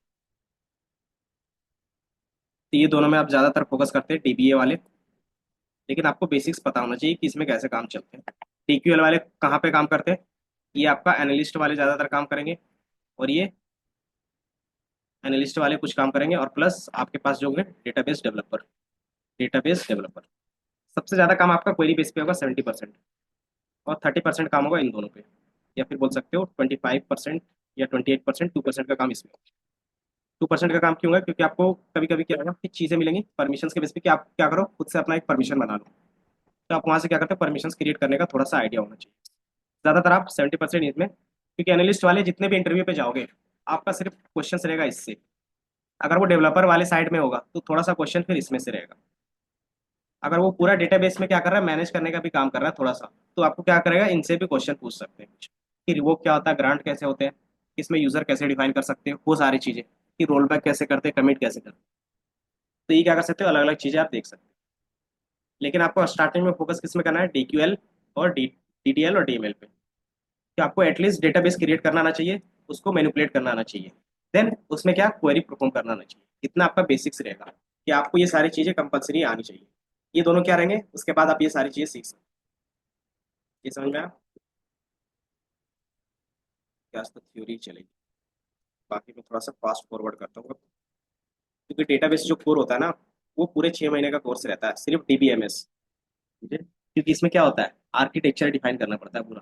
कि फेसबुक है, तो फेसबुक का बिहाइंड द सीन्स डेटाबेस में कैसे सारी चीजें काम चल रहा है। वो गूगल है, गूगल का बिहाइंड द सीन्स कैसे डेटा स्टोर होता होगा, वो सारा चीज डिफाइन करना पड़ता है आर्किटेक्चर में। तो वो सारा चीज हम लोग कहाँ पे सीखते हैं, डीबीएमएस में ही सीखते हैं। इसीलिए आप देखोगे ना, कोई भी इंजीनियरिंग में या फिर जब भी आप क्या करते हो, कंप्यूटर साइंस लेते हो, तो उसमें एक डीबीएमएस का सब्जेक्ट रहता है कंपल्सरी।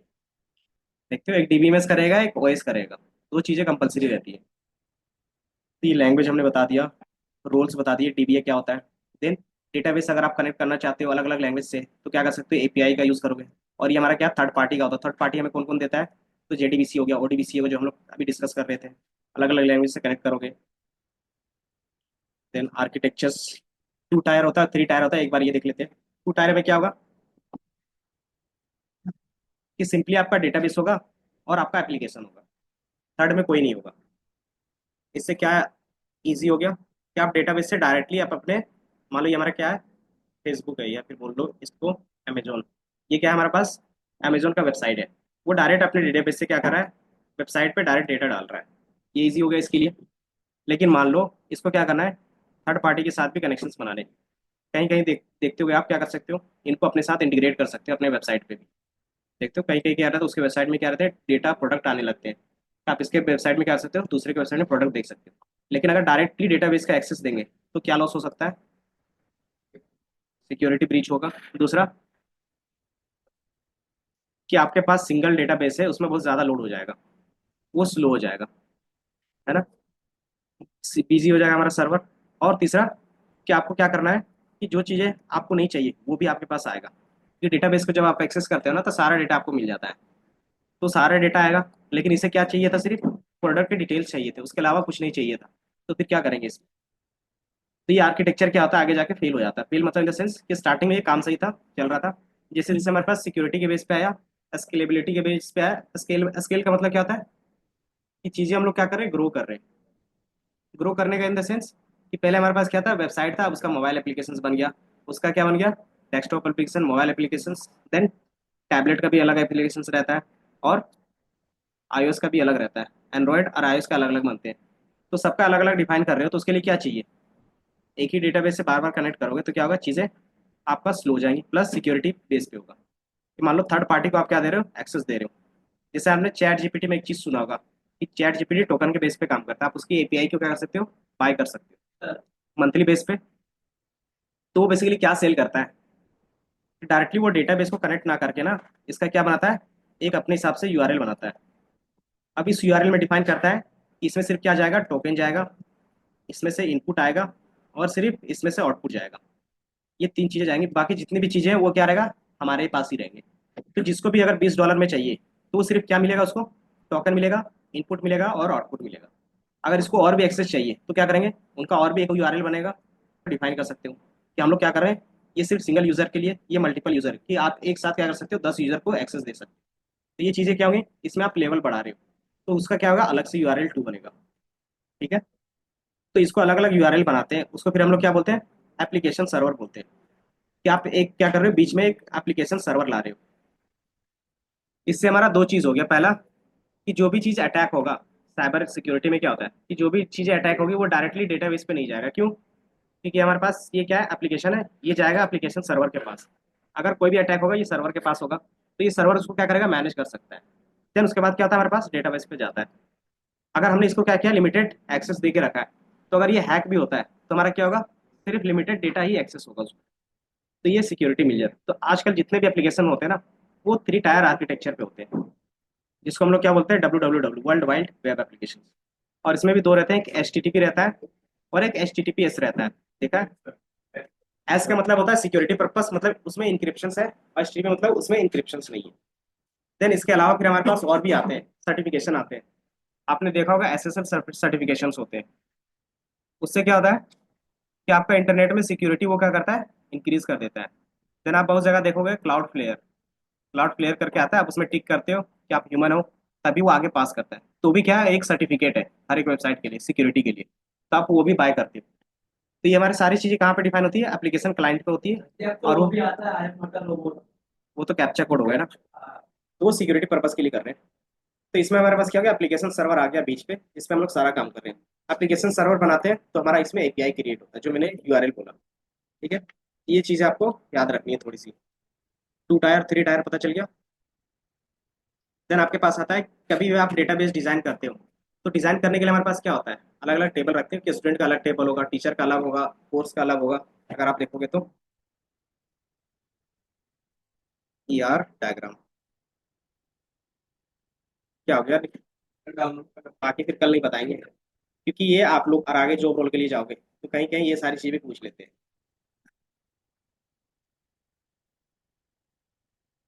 ये दिख रहा है कि मान लो हमारे पास क्या है, इतना सारा डेटा रखा हुआ है। अब इस डेटा में क्या करोगे, कुछ ना कुछ कनेक्शंस बनाओगे। किसके बेस पे बनाओगे, तो वो सारा चीज जो हम लोग डिफाइन करते हैं, तो हम लोग बोलते हैं ER डायग्राम। ये हमारा क्या होता है, ER डायग्राम होता है, जिसको बोलते हैं entity relationship diagram. Entity relationship diagram. और इसी के बेस पे आप क्या करते हो, क्वेरी परफॉर्म करते हो। क्या आप इसमें क्वेरी सिर्फ परफॉर्म करते हो, ये रिलेशन कैसे बनता है आपको वो जानने की जरूरत नहीं पड़ती। बट हमें क्या है कि वो कैसे बनता है, वो ER डायग्राम के थ्रू बनता है। इसमें जो भी डेटा होगा आप क्या करते हो, पहले डिफाइन करते हो इस तरीके से। अगर आप देखोगे यहाँ पे दिख रहा है, अगर एक यूजर होगा, अगर एक सिंगल टेबल के बेस पे देखो तो इस तरीके से बनेगा। एक यूजर है, यूजर की आईडी होगी, उसका नेम होगा, उसका ईमेल आईडी होगा, ये बेसिकली कॉलम के नेम हो गए। इसको अगर टेबल के फॉर्म में भी अगर मैं दिखाऊं तो इस तरीके से वो कुछ दिखेगा। ये दिख रहा है? पहला क्या होगा, यूजर की आईडी होगी, दूसरा क्या होगा, नेम होगा, तीसरा क्या होगा, ईमेल आईडी होगी। इतना ही है ना, तो ये हमारा क्या होगा, एक टेबल के फॉर्मेट में होगा। अब ये टेबल किसी दूसरे टेबल के साथ कनेक्ट है या नहीं है वो भी देखना पड़ेगा। दूसरा टेबल हमारे पास क्या है, ऑर्डर का है। ऑर्डर में क्या है, ऑर्डर नंबर है। दूसरा हमारे पास क्या है, अमाउंट है। तीसरा हमारे पास क्या है, डेट है। और चौथा हमारे पास क्या है, तीन ही है ना, तो ये हमारे पास तीन है। अब ये हमारे पास यूजर है और ये हमारे पास ऑर्डर है। कोई यूजर ही क्या करेगा, ऑर्डर करेगा ना। और एक यूजर कितने टाइम ऑर्डर कर सकता है ना। तो ये हमारे पास एम लिखा हुआ है, एम मतलब एक यूजर मल्टीपल टाइम्स क्या कर सकता है, ऑर्डर कर सकता है एक प्रोडक्ट। तो ये हमारा मेनी टू वन का बन रहा है, तो ये हमारा मेनी टू वन का, तो ये रिलेशनशिप बन गया। इसी तरीके से क्या होंगे, हर एक टेबल पे कुछ ना कुछ चीजें होंगी और उसको क्या करेंगे, आपस में कनेक्ट करते हैं। कनेक्शंस क्यों बनाते होंगे, ये दिख रहा है हर एक में क्या है, कनेक्शंस है। कनेक्शंस बनाना क्यों जरूरी है? हम्म? मान लो अगर ये कनेक्शंस नहीं रहते तो कौन से यूजर ने क्या ऑर्डर किया आपको पता नहीं चल पाता, कौन सा प्रोडक्ट है वो नहीं पता चल जाता था। तो पहला आप इसको रिजोल्व कर सकते थे, पहला काम क्या रहता, सारे डेटा को एक ही टेबल में रख देते। यूजर भी इसी टेबल में रहता, देन उसका ऑर्डर भी इसी टेबल में रहता, अलग कॉलम में। देन इसका क्या रहता, प्रोडक्ट भी अलग कॉलम में रहता, और कैटेगरीज भी रहती, पेमेंट भी रहता, एड्रेस भी, सारा एक ही टेबल में रखते। ये पॉसिबल था, कर सकते है ना। लेकिन इसमें फिर क्या प्रॉब्लम आएगा, डेटा रिपीटेशन बहुत ज्यादा हो जाएगा। कि मान लो हमारे पास क्या था, प्रोडक्ट की कैटेगरीज तो क्या होंगी, मान लो तीन ही है, और हमारे पास 100 यूजर है, तो वो कितने टाइम्स रिपीट हो जाएगा, लगभग में हर टाइम्स की आपके पास तीन ही प्रोडक्ट है। तीसरे के बाद जैसे चौथा जाएगा तो वो क्या होगा, रिपीट होना स्टार्ट हो जाएगा। तो इसमें क्या होता है, रिपीटेशन ज्यादा होने लगते हैं। तो फिर हम लोग क्या करते हैं, प्रोडक्ट का अलग ही कैटेगरी बना के रख देते हैं, अलग से टेबल। और इसमें कितने डिफाइन होंगे, सिर्फ तीन कॉलम ही डिफाइन, सिर्फ तीन रोज ही डिफाइन होंगे। प्रोडक्ट ए के लिए, प्रोडक्ट टू के लिए और प्रोडक्ट थ्री के लिए। तो ये हमारा क्या हो गया, डेटा भी कम लेगा। दूसरा कि आप इजिली विजुअलाइज कर सकते हो। आप सिर्फ क्या करते हैं यहाँ पे, वन प्रोडक्ट वन, अगर वन है तो अगर इसने बाय किया थ्री वाला प्रोडक्ट तो थ्री लिख देते हो। तो इससे क्या होता है, ये कनेक्शन बन जाते हैं कि जो हमारा यूजर थ्री है वो कौन सा प्रोडक्ट बाय किया है, प्रोडक्ट कोड है थ्री, तो यहाँ से थ्री देख लेंगे तो हमारा कौन सा है ये। तो ये इजीली हमारा क्या होता है, एक्सेसिबल हो जाता है। तो इसलिए हम लोग क्या करते हैं, एक टेबल पे डिफाइन नहीं करते। तो इस तरीके से हम लोग क्या करते हैं, अलग अलग टेबल में क्या करते हैं, डिफाइन करते हैं। अब इसमें एक चीज एक क्या होता होगा, क्वेश्चन आता होगा कि कितने टेबल लास्ट हम लोग डिफाइन कर सकते हैं। कि एक टेबल डिफाइन करें, दो, तीन, चार, पाँच, छः, कितने टेबल डिफाइन कर सकते हैं एक डेटा के बेस पे। कि आप क्या कर रहे हो, एक ई कॉमर्स साइट क्या कर रहे हो, ओपन कर रहे हो, है ना। आपको क्या करना है, डेटा स्टोर करवाना है डेटाबेस पे। डेटाबेस का कॉन्सेप्ट होता है कि आपको डेटा आपको अच्छे से चाहिए, तो उसमें क्या हो, सारी चीज़ें यूनिक वैल्यूज हो, डेटा क्या हो, डुप्लीकेट ना हो, कंसिस्टेंसी बना रहे। तो हम लोग क्या करेंगे, सबको अलग अलग टेबल पे रखेंगे। तो ऐसे कितने टेबल क्रिएट करना पड़ेगा, तो कोई तो कुछ ना कुछ तो अप्लाई करेंगे ना। कि एक नियम अप्लाई करेंगे कि ये क्या चाहिए, फुलफिल होना चाहिए, तब तक हम लोग क्या करेंगे, डिफाइन करते रहेंगे। अगर ये फुलफिल हो गया देन हम लोग क्या कर सकते हैं, वहाँ पे स्टॉप कर सकते हैं। तो ये टेबल कितने पार्ट्स में डिवाइड हो सकता है, कि मान लो ये सिंगल टेबल था, इसको कितने टेबल में डिवाइड कर सकते हैं, वो हमारा डिफाइन होता है नॉर्मलाइजेशन के थ्रू। नॉर्मलाइजेशन क्या करता है कि आपका एक टेबल है वो कितने टेबल्स में डिवाइड हो सकता है वो बताता है आपको। ठीक है, तो इसमें रूल्स होते हैं, टोटल कितने रूल्स होते हैं, 12 होते हैं। लेकिन जो हमारे पास डेटाबेस को जो डिवाइड करते हैं वो मेनली चार रूल्स के बेस पे करते हैं। इसको बोलते हैं नॉर्मलाइजेशन और बीसीएनएफ। ये आपके ना इंटरव्यू पर्पस के लिए रहेगा कि आप इन द फ्यूचर जो भी सकते हो बस। ये दिख रहा है कि नॉर्मलाइजेशन में आपको one NF, two NF, three NF और बीसीएनएफ है। इसी का काम होता है कि आपका टेबल फर्दर कितने पार्ट्स में डिवाइड होगा, इसी रूल के बेस पे क्या करोगे, आप डिवाइड करते जाओगे। जो पहला रूल होता है अगर सिंपली समझेंगे तो ये बोलता है कोई भी डेटा हमारे पास क्या होना चाहिए, डुप्लीकेट नहीं होना चाहिए। डुप्लीकेट इन द सेंस आपके एक ही कॉलम में एक ही सेल पे दो वैल्यूज नहीं होनी चाहिए। जैसे स्टूडेंट का दो नंबर हो सकता था, तो एक ही कॉलम एक ही सेल में क्या होता था, दोनों नंबर रखते थे। लेकिन हमारा पहला रूल बोलता है कि दो नंबर है तो आप एक क्या करोगे, एक सेल पे नहीं रखोगे, सेम चीजों को क्या करोगे, एक अलग रो पे डिफाइन कर दोगे। तो ये पहला रूल है। दूसरा क्या आता है कि आपके पास क्या हो सकता है, एक यूजर आईडी होगा और एक एड्रेस होगा। ये दोनों के बीच क्या है, कनेक्शंस तो है बट इनडायरेक्टली भी कनेक्शंस होंगे। तो इसको क्या कर सकते हैं, अलग अलग डिवाइड कर सकते हैं कि एड्रेस पूरी तरीके से सेपरेट रखा जा सकता है और यूजर अलग तरीके से सेपरेट रखा जा सकता है। तो वो हमारा कौन डिफाइन करता है, टू एन एफ करता है। कि आप चीजें अगर टोटली सेपरेट डिफाइन कर सकते हो तो हमारा टू एन एफ के थ्रू करते हैं। थ्री एन एफ क्या करता होगा कि आपने अलग तो कर दिया, उसमें कुछ ऐसे भी वैल्यूज हैं जो पार्शियली डिपेंडेंट तो नहीं है एक दूसरे पे। अगर वैसा है तो क्या करेंगे, उसको भी डिवाइड करेंगे। पार्शियली डिपेंडेंट का मतलब क्या होता है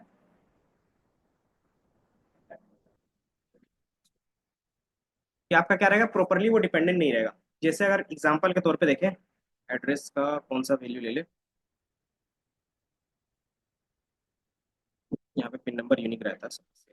पिन नंबर ये तो दोनों का अलग अलग रखना पड़ेगा ना। अगर ये कुछ होगा ना, मैं एग्जांपल इसमें दिखा देता हूँ। ये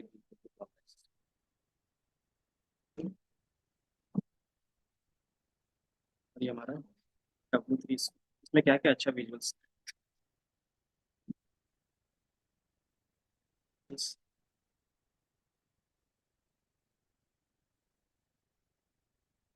क्लास में थोड़ी देर में फोन करें, बात भाई 12 बजे तक।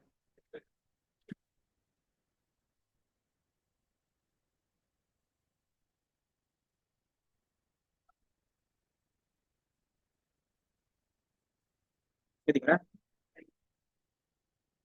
Second normalisation. ये दोनों क्या है, इधर देख लो, कस्टमर और स्टोर क्या है, दोनों को हम लोग सेपरेट रख सकते हैं। तो ये टू एन एफ क्या बोलता है, दोनों को आप सेपरेट रख दो। तो दोनों के क्या क्या हमने सेपरेट रख दिया, स्टोर को अलग रख दिया और कस्टमर को अलग कर दिया। कनेक्शन बनाने के लिए हम लोग बस क्या किए, एक स्टोर आईडी रखा है। देन थर्ड एन एफ हमारे पास क्या रहता है, इसमें रहता है हमारे पास इनडायरेक्टली, जैसे आपको यहाँ पे दिख रहा है क्या, सब्जेक्ट के बेस पे ये दिख रहा है कि स्टूडेंट है, एड्रेस है, और तीसरा हमारे पास क्या है, सब्जेक्ट है। तो ये हमारे पास क्या है, सब्जेक्ट को अलग रख सकते हैं और ये क्या है, डायरेक्टली आपके स्टूडेंट पे डिपेंड हो सकता है। तो हम लोगों ने क्या किया यहाँ पे, ये पार्शियली डिपेंडेंट है। इसके लिए हम लोग क्या कर सकते हैं, सब्जेक्ट आईडी और सब्जेक्ट दोनों दिया हुआ है, यहाँ पे ये दिख रहा है। स्टूडेंट पे ये भी डिपेंड है और ये भी डिपेंड है ना। लेकिन स्टूडेंट आईडी पे क्या है, दो तो क्या, ये सब्जेक्ट आईडी है ना, और सब्जेक्ट आईडी पे क्या है, सब्जेक्ट भी डिपेंडेंट है। तो आप देख रहे हो दो दो डिपेंडेंसी बन रही है, आईडी के साथ भी डिपेंडेंसी बना रहा है और स्टूडेंट आईडी के साथ भी बना रहा है ना। तो इसको हम लोग क्या करते हैं ना, तो इसको क्या किया मैंने अलग यहाँ पे रखा है। देन सिर्फ स्टूडेंट कनेक्शंस बनाने के लिए हमने यहाँ पे क्या रखा है, सिर्फ स्टूडेंट आईडी रखा है, ताकि दोनों में क्या हो, एक कॉमन कॉलम्स हो, ताकि क्या हो, कनेक्शंस इन फ्यूचर बना सके। तो ये क्या होता है, हमारे पास पार्शियल होते हैं। इसको हम लोग बोलते हैं ट्रांजिटिव फंक्शंस। आपने पढ़ा होगा फंक्शंस एंड रिलेशंस, 11 12 में किसी का मैथ है, होता है। 11 12 में फंक्शंस एंड रिलेशन थे, कॉन्सेप्ट याद है? अगर वो कॉन्सेप्ट याद, नॉर्मलाइजेशन, कि अगर वो मैथ्स की चीजें याद है तो वही मैथ्स का क्या करता है, रूल फॉलो करता है ये, उसी को याद रखना है। पीसीएनएफ क्या करता है, इसको और भी एडवांस कर देता है, कि जो हमारे पास 3 एनएफ होता है उसी के क्या आता है, इसको बोल सकते हैं एडवांस, जिसको 3.5 बोल रही है। इसमें क्या रहेगा आपके पास, डिपेंडेंसी कैसे बताएं, इसमें वैसा कुछ नहीं, कोई लाइन बीसीएनएफ पे,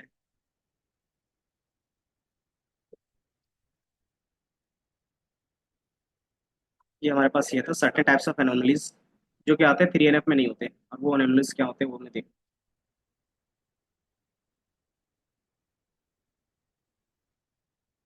ये हमारे पास, ये क्या लिख रहा है, कि आपके टेबल पे जितने भी चीजें हैं उनका जो टोटली डिपेंडेंसी होना चाहिए वो सिर्फ किससे होना चाहिए, आपके सुपर की से होना चाहिए। इसमें कीज का कॉन्सेप्ट क्यों आता है, यूनिक दिखाने के लिए। इसमें आपका कीज का कॉन्सेप्ट आएगा, एक फॉरेन की होगा और एक प्राइमरी की होगा, इसके अलावा और भी की होते हैं, सुपर की होता है, कैंडिडेट की होता है, आपके पास सबसेट की होते हैं, वो अलग अलग चीजें हैं। इसमें से आपको जो दो चीजें हैं वो याद रखना है। पहला आपके पास प्राइमरी की और फॉरेन की। सुपर की किसको बोलते होंगे, सुपर की में क्या होगा कि मल्टीपल कॉलम्स के बेस पे भी क्या कर सकते हैं, आप सुपर की बना सकते हो। देन कैंडिडेट की कौन होता है, कि हो सकता है एक टेबल में आपके पास एक से ज्यादा कीज होंगे तो उसको कैंडिडेट की बोलते हैं, और उसमें से जो आप क्या करते हैं एक ही यूनिक वैल्यूज को लेते हैं, तो वो हमारा क्या होता है, प्राइमरी की कहलाने लगता है। तो एक टेबल में हमारे पास क्या हो सकते हैं, मल्टीपल प्राइमरीज की हो सकते हैं, लेकिन जैसे आप उसको डिफाइन करते हो एज ए प्राइमरी की, तो हमारा क्या होता है कि वो कैंडिडेट की से प्राइमरी की में शिफ्ट हो जाता है डेफिनेशंस के फॉर्म में, लेकिन एक्चुअली में क्या रहेगा, वो कैंडिडेट की रहते हैं, और कैंडिडेट की क्या रहेंगे, सुपर की रहेंगे। तो हमारा क्या है, कनेक्शंस के बेस पे। तो इसमें सिंपली इन्होंने क्या बोला कि जितनी भी चीजें होंगी वो डायरेक्टली किससे होना चाहिए, आपके सुपर की, मतलब इनडायरेक्टली क्या बोल सकते हो, आपके पास प्राइमरी की से कनेक्शन होना चाहिए, उसके अलावा किसी दूसरे पे कनेक्ट नहीं होना चाहिए। तो वो कौन सॉल्व करता है, बीसीएनएफ करता है, कि आपका जो भी कनेक्शन बन रहा है वो डायरेक्टली किससे बनना चाहिए, सिर्फ सुपर की से बनना चाहिए और किसी से नहीं। तो वो डिफाइन करेंगे बीसीएनएफ से। इन डिटेल में अगर देखना चाहो तो आप पढ़ सकते हो कि इन सारी चीजें पे कैसे, सारी चीजें की पहले वन नॉर्मलाइज करोगे, देन सेकंड करोगे, देन फिर आप थर्ड करोगे, देन फिर आप जाके बीसीएनएफ लगाते हो। अगर आपका थर्ड नॉर्मलाइजेशन फुलफिल नहीं हो रहा है तो बीसीएनएफ नहीं लगेगा। अगर आपका थर्ड क्या हो रहा है, सही हो रहा है, और टू नहीं हो रहा है तो हमारा थ्री नहीं होगा। अगर क्या है, फर्स्ट नहीं हो पा रहा है तो हमारा थर्ड नहीं होगा।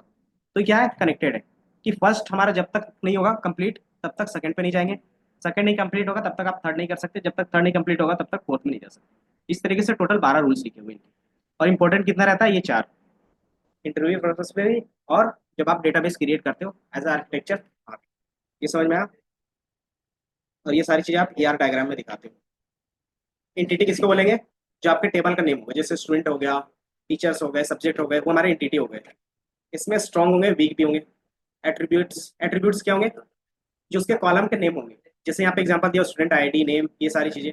देन इसमें क्या है, types of attributes, simple attributes क्या होंगे, जैसे रोल नंबर हो गया, नेम हो गया, वो सारे। कंपोजिट में क्या होगा, स्टूडेंट आईडी, वो क्या आता है, मल्टीपल कॉलम्स लेके बनाते हैं, इसमें रोल नंबर रहेगा और स्टूडेंट के दो लेटर्स रहेंगे, तो इस तरीके से आईडी बनाते हैं, तो वो क्या आता है, कंपोजिट होता है। देन सिंगल वैल्यू भी हो सकता है, मल्टीपल वैल्यू भी हो सकता है। देन हमारे पास क्या होगा, ड्राइव। ड्राइव में क्या होगा,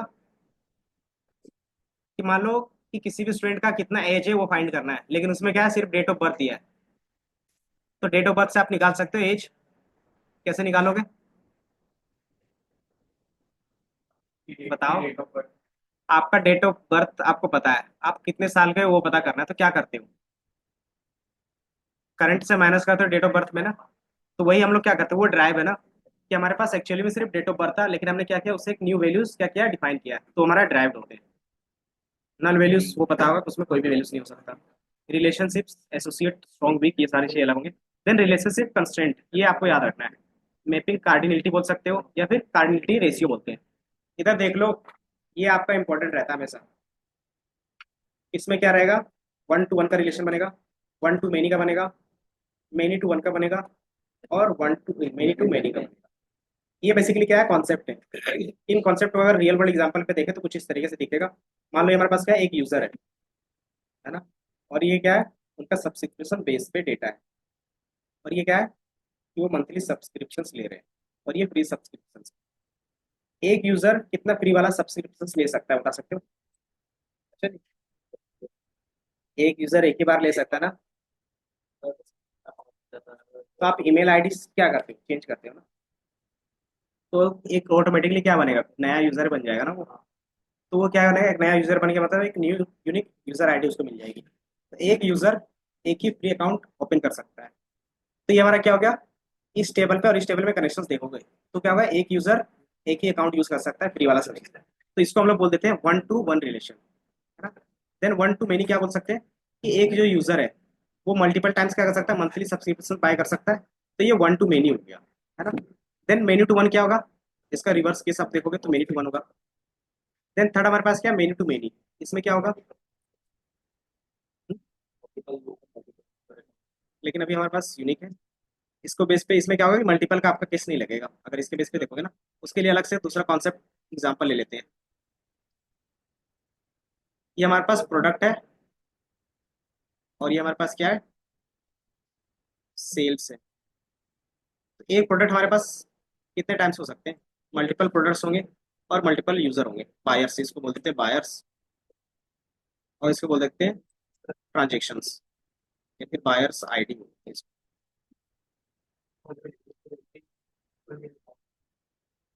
यहाँ पे क्या होगा हमारे पास, यूजर, और यहाँ हमारे पास बायर, प्रोडक्ट। अब इन दोनों में रिलेशंस बनाना हो तो कैसे बना सकते हैं, कि एक यूजर मल्टीपल प्रोडक्ट बाय कर सकता है, 1 to many हो सकता है। लेकिन इसमें क्या है कि many users many product buy भी कर सकते हैं। तो ये क्या होगा, many to many का रिलेशन बनेगा। तो जब भी हम लोग कनेक्शंस बनाते हैं, आगे जाके जब भी आप एसक्यूएल या फिर टैबलू पावर बीआई देखोगे तो ये कनेक्शंस बनाना कंपलसरी रहता है, क्योंकि उन्हीं के बेस पे क्या करोगे, विजुअलाइज करोगे आप। तो ये हमारे क्या होते हैं, 4 टाइप्स के होते हैं, 1 to 1, 1 to many, many to 1 और many to many। ठीक है। बाकी इनके और भी कॉन्सेप्ट है। नोटेशंस मतलब किस तरीके से डायग्राम में दिखाते हैं, ये क्या है, उसी का ईआर का एक्सटेंडेड फॉर्म है कि आप पिक्टोरियल फॉर्म में कैसे दिखा सकते हो। उसमें होता है कॉन्सेप्ट, होता है जनरलाइजेशन स्पेशलाइजेशन का। जनरलाइजेशन का मीनिंग क्या होता है, जनरलाइजेशन, कि आप क्या करते हो, वैल्यूज को टॉप डाउन बेस पे लेते हो।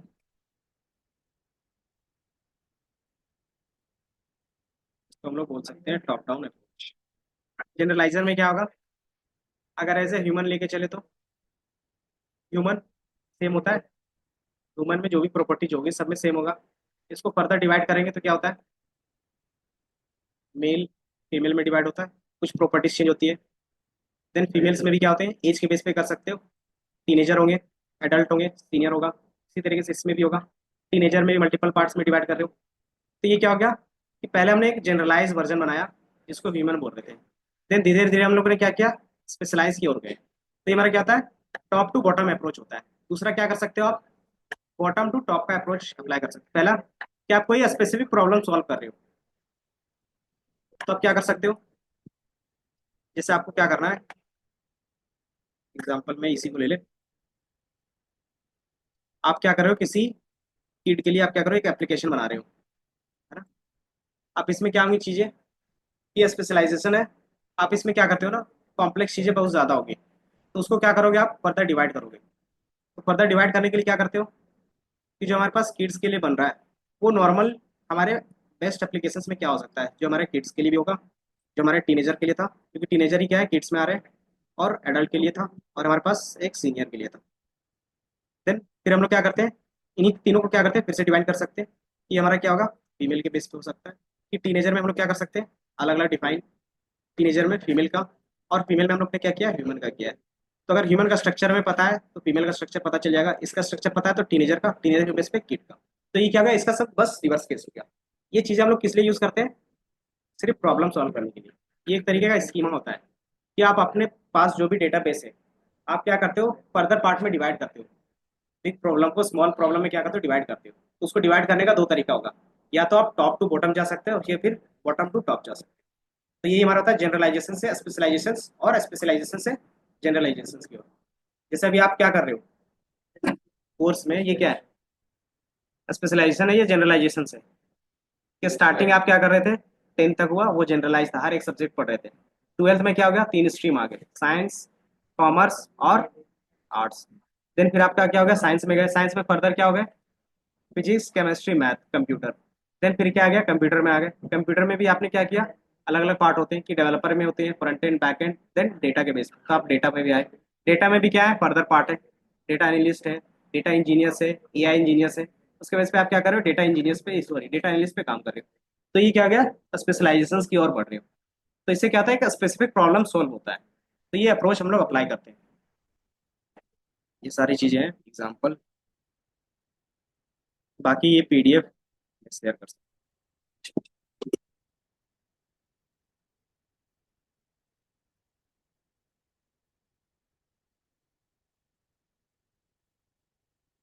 की का कॉन्सेप्ट बताना है इनमें, हो जाएगा आपके पास।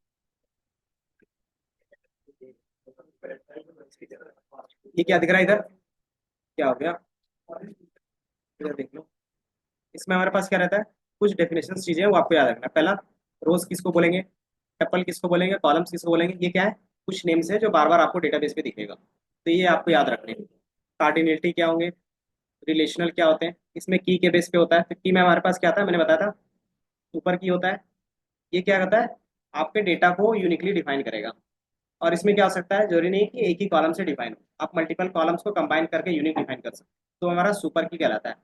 उसी में क्या होगा कि हमारे पास मल्टीपल सुपर की बन सकते हैं, कि अलग अलग कॉम्बिनेशन बनाओगे तो हमारे पास क्या होगा, अलग अलग यूनिक की बनेंगे। तो जब अलग अलग बनते हैं तो उसको हम लोग क्या बोलते हैं, कैंडिडेट की बोलते हैं। देन उसी में फिर क्या आता है कि आप किसी एक को क्या करते हो, स्पेसिफाई करते हो कि इसको हम लोग यूज करेंगे अपने डेटा के लिए। तो वही हमारा क्या कहलाएगा, फिर प्राइमरी की कहलाएगा। प्राइमरी की का कॉन्सेप्ट क्या होता है कि इसमें जो भी एलिमेंट होगा, एलिमेंट मीन डेटा, वो यूनिक होना चाहिए और नल नहीं होना चाहिए। ये दो चीज याद रखना है आपको। देन इसी को जब हम लोग कनेक्शन करते हैं किसी दूसरे टेबल से, तो वो क्या कहलाएगा, फॉरेन की। फॉरेन की इन द सेंस, अगर आपने यहाँ पे अभी देखा होगा, अभी यार डायग्राम में ये था ना,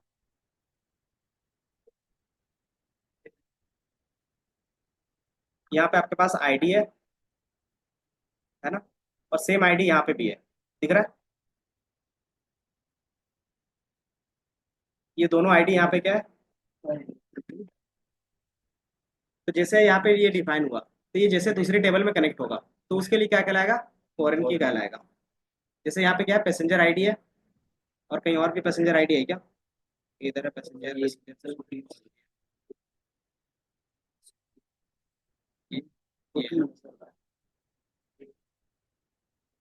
ये फॉरेन की है, यहाँ पे भी फॉरेन की, मतलब ये दूसरे टेबल से है। प्राइमरी की होगा कहीं पे पैसेंजर्स का, नहीं दिख रहा क्या, बैगेज पैसेंजर, कहीं पे दिख रहा है पैसेंजर आईडी, ये है ना पैसेंजर्स आईडी। ये हमारे यहाँ पे क्या है, प्राइमरी की है। ये जो पैसेंजर की है, ये हमारा प्राइमरी की हो गया। अब इसी को क्या कर रहे हैं, इसके साथ कनेक्ट कर रहे हैं, इसको इसी के साथ कनेक्ट कर रहे हैं, इसको इसी के साथ कनेक्ट कर रहे हैं। तो वहाँ पे जो कनेक्शंस बन रहा है, वही क्या करेगा, इसी पैसेंजर का क्या रहेगा, आईडी एज ए फॉरेन की होगा, तो एफ के लिखा होगा सब में, ये दिख रहा है। तो किसी भी टेबल का प्राइमरी की दूसरे टेबल में जाएगा तो वो फॉरेन की होता है बाय डिफॉल्ट। अगर डेफिनेशन दोगे तो इस तरीके से लिखेंगे। तो ये हमारा क्या हो गया, फॉरेन की हो गया। तो ये दो कॉन्सेप्ट आपको याद रखने हैं। इसमें और भी बहुत सारी चीजें हैं, बस इतना ही देखना है हमें। बाकी ये क्या है कि आप आर्किटेक्चर कैसे डिफाइन करते हो, बाकी एसक्यूएल के क्लास यहाँ से स्टार्ट होंगे। एसक्यूएल में मैंने बताया था, ये कट ऑपरेशंस आप देखते हो, डेटाबेस देखते हो, देन उसमें से आरडीबीएमएस पे ज्यादा फोकस करो। आरडीबीएमएस में हमारा क्या रहेगा, माई एसक्यूएल रहेगा, एमएस एसक्यूएल रहेगा, ओरेकल रहेगा, आईबीएम रहेगा, ये सारी चीजें रहेंगी। उसमें भी हम लोग किस में फोकस करेंगे, माई एसक्यूएल पे करेंगे। इसमें सारा चीज क्या होगा, टेबल के फॉर्मेट में होगा। जितने भी डेटा स्टोर होंगे वो क्या होगा, टेबल के फॉर्मेट में स्टोर होगा। तो इसको हम लोग रिलेशनल बोल रहे थे। तो ये हमारा क्या है, कुछ डेटा टाइप्स है। इससे पहले हम लोग ये यहाँ तक हम लोगों ने देखा था। अब क्या करेंगे, इंस्टॉलेशन पार्ट। इंस्टॉल कैसे कर सकते हो, तो इनका खुद का वेबसाइट है, माई एसक्यूएल डाउनलोड। इधर देख लो, ये दिख रहा है। जैसे माई एसक्यूएल डाउनलोड लिखोगे तो ये फर्स्ट फर्स्ट वेबसाइट आपके पास दिखेगा। आ गया। ये हमारे पास क्या है, प्लेटफॉर्म है। एसक्यूएल और माई एसक्यूएल में डिफरेंस क्या होगा, और एसक्यूएल, एसक्यूएल एक क्वेरी लैंग्वेज है जिसका यूज हम लोग करेंगे। देन माई एसक्यूएल क्या है, प्लेटफॉर्म है जिसमें हम लोग वो क्वेरी परफॉर्म करेंगे। अगर एसक्यूएल की क्वेरी परफॉर्म करना होगा किसी अलग प्लेटफॉर्म में, जैसे ओरेकल में भी कर सकते हो, देन एसक्यूएल सर्वर में भी कर सकते हो, पोस्टग्रेस में भी कर सकते हो। तो सब में एसक्यूएल लैंग्वेज ही यूज होता है। लेकिन वो सारी चीजें क्या है, अलग अलग प्लेटफॉर्म है। तो पहला चीज ये डिफरेंस याद रखना है। एसक्यूएल क्या है कि क्वेरी लैंग्वेज है, और माई एसक्यूएल क्या है, प्लेटफॉर्म है। ठीक है। देन डाउनलोड पे आप क्लिक करोगे तो आपके पास इनका क्या होगा, डाउनलोड का सेक्शन ओपन हो जाएगा। आप सबसे लास्ट में जाओगे, देखोगे ये क्या है, माई एसक्यूएल कम्युनिटी डाउनलोड्स, दिख रहा है। आप इसमें क्लिक करोगे तो आपके पास मल्टीपल ऑप्शंस होंगे डाउनलोड के, कि आप क्या कर सकते हो, इसको अलग अलग सर्वर कर सकते हो, वर्कबेंच कर सकते हो, अलग अलग लैंग्वेज के बेस पे भी कर सकते हो। तो हमारे पास तीन ऑप्शंस रहेंगे माई एसक्यूएल चलाने का। पहला, कमांड लाइन के थ्रू चला सकते हो, जिसको सीएलआई बोलेंगे। दूसरा, सेल के बेस पे चला सकते हो। और चौथा हमारे पास तीसरा रहेगा वर्क बेंच के बेस पे। कमांड लाइन का बेस हो गया, मतलब आप सिर्फ क्वेरी लिखते हो ब्लैक स्क्रीन पे। Black screen in the sense, ये अगर आप देखोगे ना, ये जो है, यहाँ पे आप क्वेरी लिखोगे, यहीं पे आपका डेटा शो होगा। तो ये हमारा कमांड लाइन होता है। सेल में क्या होता है कि सेम तरीके से रिप्रेजेंट होगा, लेकिन उसमें क्या है कि अलग अलग लैंग्वेज का भी कोड आप साथ में कर सकते हो। सेल में ये रहता है। देन तीसरा आपके पास आता है वर्क बेंच। वर्क बेंच क्या होगा, एक इंटरफेस होगा, कि जो चीजें आप यहाँ पे क्या कर रहे हो, कोड के क्वेरी के बेस पे कर रहे हो, वही क्या करोगे आप विजुअल बेस पे भी कर सकते हो। तो विजुअल बेस पे करने के लिए हमें क्या चाहिए होता था, वर्क बेंच। ये समझ में आया। तीनों में से किसी में भी कर सकते थे। तो हम अगर वर्क बेंच में करना चाहे तो वर्क बेंच, सीएलआई में करना चाहे तो सीएलआई, सेल में करना चाहे तो सेल में। अब ये सारा चीज क्या होगा, आपके डेटाबेस को स्टोर करने का क्या काम आएगा। इसमें आप सिर्फ कमांड रन करते हो, लेकिन एक्चुअली डेटा कहाँ पे स्टोर होगा, ये तो बात है ना। ये क्या है कि इसमें आप सिर्फ क्वेरी लिख रहे हो इन तीनों में, लेकिन एक्चुअली में डेटा कहाँ पे स्टोर होगा, तो वो स्टोर होता है आपके सर्वर पे। समझे। तो आपको एक सर्वर भी चाहिए। सर्वर क्या होता है कि जिसमें आप कमांड के बेस पे सारे चीजें स्टोर करोगे एज ए डेटाबेस। तो आपके पास एक सर्वर होगा, एक वर्कबेंच होगा, एक सेल होगा। ये तीन चीजें आप मिनिमम ले सकते हो। अगर आप चाहते हो तीनों एक ही साथ इंस्टॉल करना, तो क्या ले लेंगे, my SQL installer for Windows. इसमें क्या होता है कि आप ऑप्शन चूज कर सकते हो कि आपको इंडिविजुअली कोई एक चीज इंस्टॉल करना है या सारी चीजें। जिसको सर्वर की जरूरत रहेगा वो सिर्फ सर्वर इंस्टॉल करते हैं, जिसको क्या है सेल की जरूरत है वो सेल, और जिसको क्या है वर्क बेंच की जरूरत है तो वर्क बेंच। अगर आप फर्स्ट टाइम कर रहे हो तो आप इनमें से क्या करोगे, तीनों यूज करना सीखोगे। तो हम लोग क्या करेंगे, माई एसक्यूएल फॉर विंडोज को क्लिक करेंगे। ये समझ में आया कि आपका सर्वर क्या होगा जिसमें आपका डेटा रहेगा। माई एसक्यूएल इंस्टॉलर, इसमें भी तीन ऑप्शंस रहेंगे। तो आपको फर्स्ट ऑप्शन से डाउनलोड कर लेना है या फिर सेकंड ऑप्शन से। ये दिख रहा है, ये इंस्टॉलर है। और ये क्या है कि प्री डिफाइन इंस्टॉल्ड है, 300 MB का दिखा रहा है ये। इसका मतलब क्या है कि जितने भी लेटेस्ट चीजें इसमें इंस्टॉल है पहले से, तो आपको सिर्फ डाउनलोड करना होगा। दूसरा क्या है कि आप इसका इंस्टॉलर डाउनलोड करते हो और अपने हिसाब से क्या करोगे, इसमें डाउनलोड करोगे। हम्म। हाँ, तो इसमें तीन चीजें चाहिए हमें। तो हम लोग क्या कर सकते हैं, इसको इंस्टॉल कर सकते हैं। सेकंड में क्या होगा, लेटेस्ट में तीनों चीजें आ जाएंगी, कि लेटेस्ट वर्जन जो भी होगा वो ऑटोमेटिकली क्या होगा, इसमें इंस्टॉल होके आएगा, मतलब डाउनलोड होके, सिर्फ आपको वो इंस्टॉल करना होगा। तो दोनों में से कोई भी आप यूज कर सकते हो। अगर सेकंड वाला यूज कर रहे हो तो आपको क्या होगा, डाउनलोड नहीं करना पड़ता दोबारा। तो आप सेकंड वाला इंस्टॉल कर लो, फिर डाउनलोड पे क्लिक करो, ये आ जाएगा। देन डबल क्लिक करके क्या करते हो, इंस्टॉल करते हो। वो इंस्टॉलेशन का स्टेप्स में दिखा देता हूँ।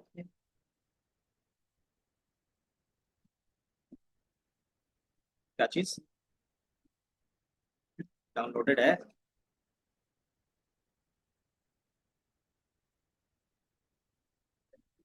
डाउनलोड कर लो।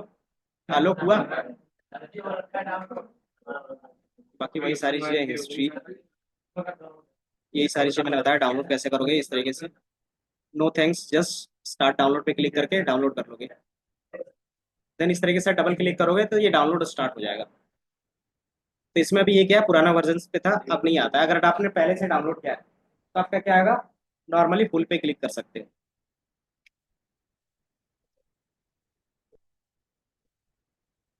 अगर किसी का न्यू लैपटॉप होगा तो उसमें एक प्रॉब्लम आएगा आर्किटेक्चर का, कि आप क्या कर रहे हो, सी प्लस प्लस का कौन सा आर्किटेक्चर यूज कर रहे हो, वो बेसिकली डिपेंड करता है।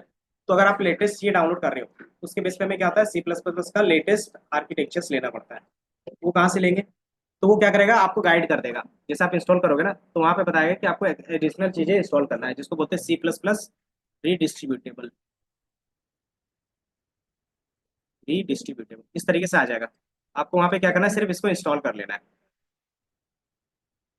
अगर वहाँ पे अगर इंस्टॉल नहीं कर पा रहे तो क्या कर सकते हो आप, वेबसाइट पे जाओगे, सी प्लस प्लस रीडिस्ट्रीब्यूटेबल डाउनलोड, इसमें से जो लेटेस्ट वर्जन होगा वो आप डाउनलोड कर लोगे, 64 बिट का।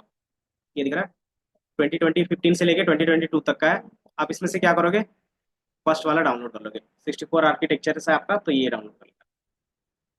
ठीक है, और इसको इंस्टॉल करना पहले, अगर वो प्रॉब्लम आता है तब, क्योंकि नए लैपटॉप में ना चीजें अपडेट नहीं रहती, वो प्रॉब्लम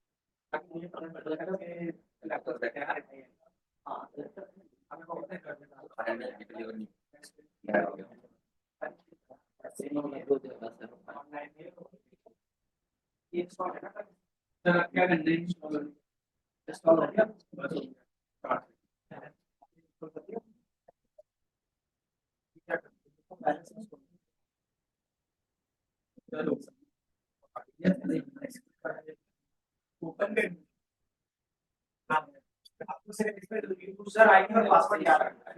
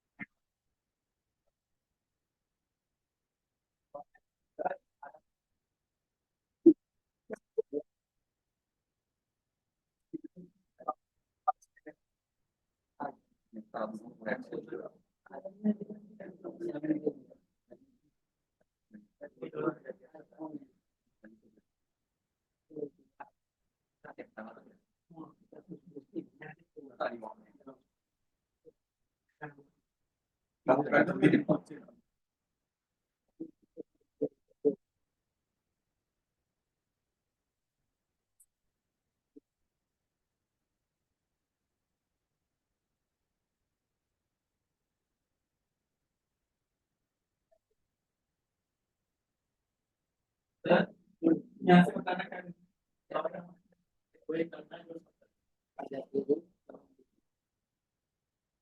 हमारा को पे बता दे डिलीट करके डाउन कर दे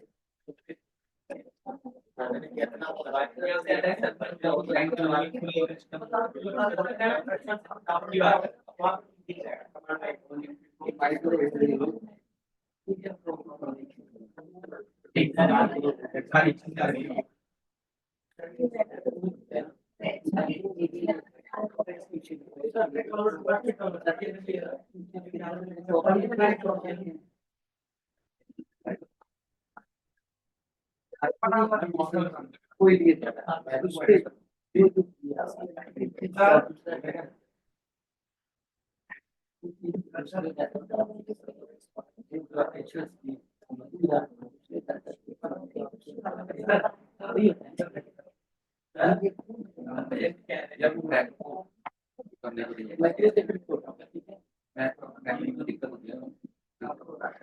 हमारे बॉडी में काम करता है कंपनी की चीजें लेकिन मैं नहीं पता है नहीं होता है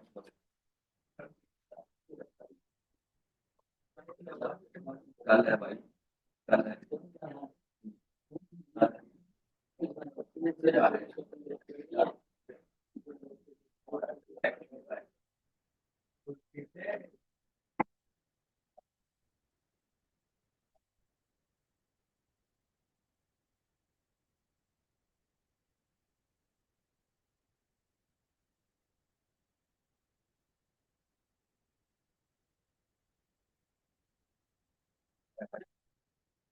वैसा दे पहले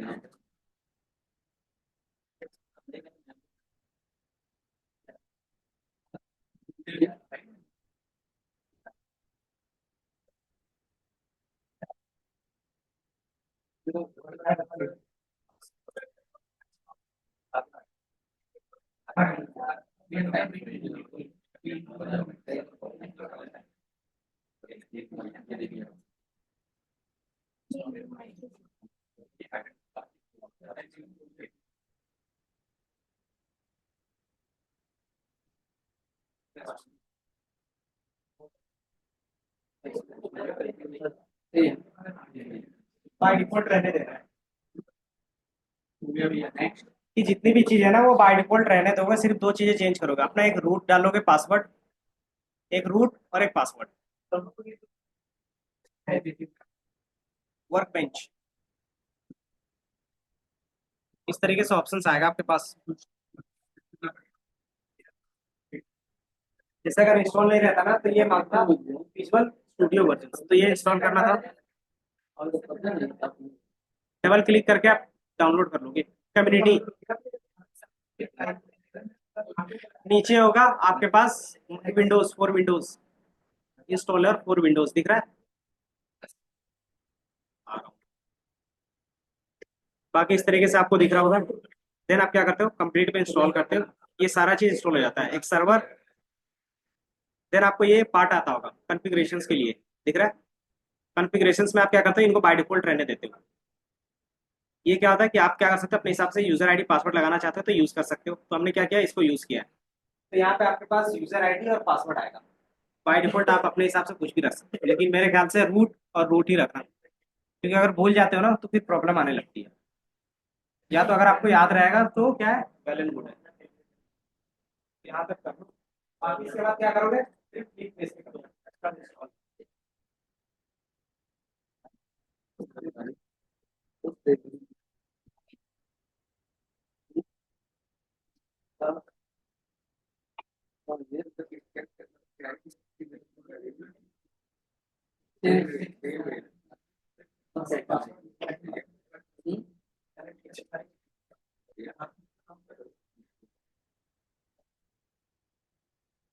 जैसा लाइट में लगा दिया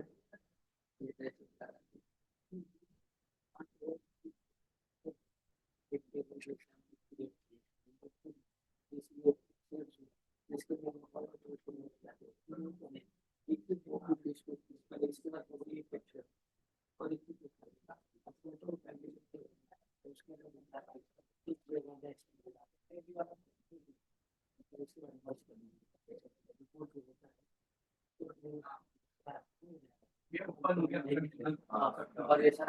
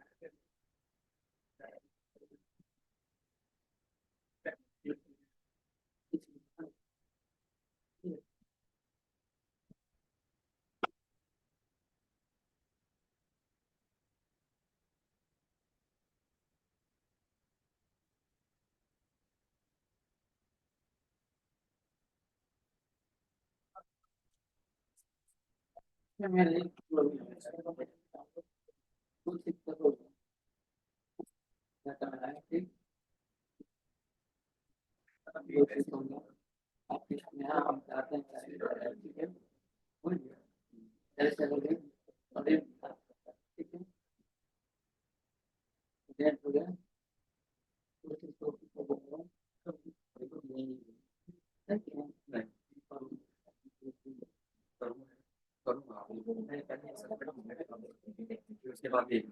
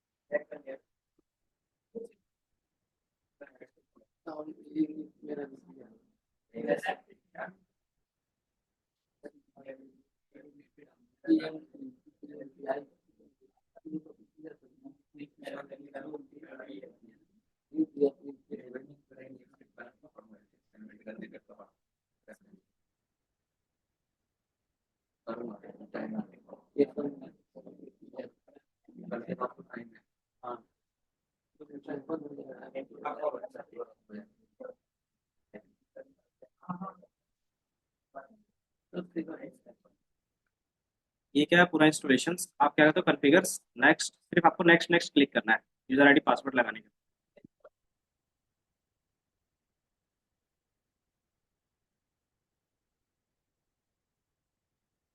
किन्हीं का नहीं इंस्टॉल हुआ वो बताओ, किसका किसका इंस्टॉल नहीं हुआ है।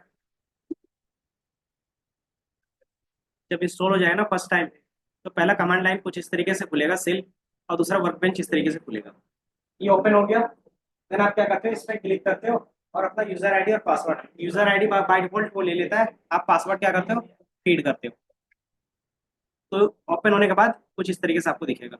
ये हमारा CLI पे ही दिखा रहे सारी चीज़, वर्कबेंच का नहीं दिख रहा।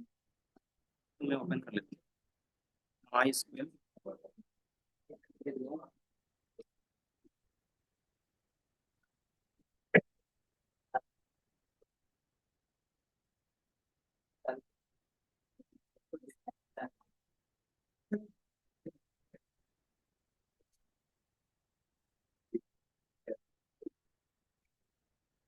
आपको ये सारा नोट्स डिस्कॉर्ड पे मिल जाएगा।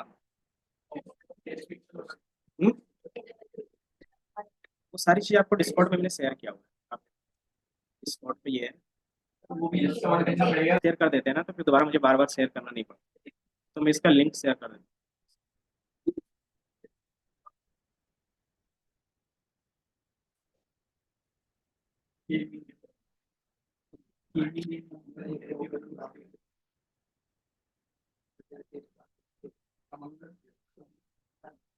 तो यहाँ पे आप क्या करोगे, नोट्स वाले सेक्शन में जाओगे, इसमें आपके पास SQL नोट्स होंगे, इसमें आपको मिल जाएंगे। तो आप अभी फर्स्ट क्लास है तो स्टार्टिंग में इस यहाँ से देख सकते हो डाउनलोड कैसे करना है।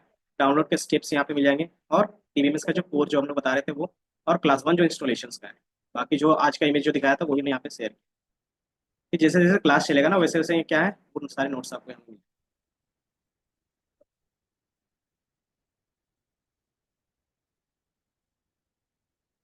जैसे आपका इंस्टॉल हो जाता है ना, तो कुछ इस तरीके से इंटरफेस आता होगा। देन आप क्या करते हो, अपना पासवर्ड ऐड ऑन करते हो, ये सारी चीजें ओपन हो जाती है। तो ये पहला जो इंटरफेस आएगा कुछ इस तरीके से आएगा, ठीक है ना। यहाँ पे आपका डेटा दिखेगा, डेटाबेस दिखेगा, और यहाँ पे आप क्वेरी रन करोगे, और नीचे आपका यहाँ पे आउटपुट दिखेगा। अब बाकी नेक्स्ट क्लास पे देखते हैं। इतना सबका इंस्टॉल हो गया।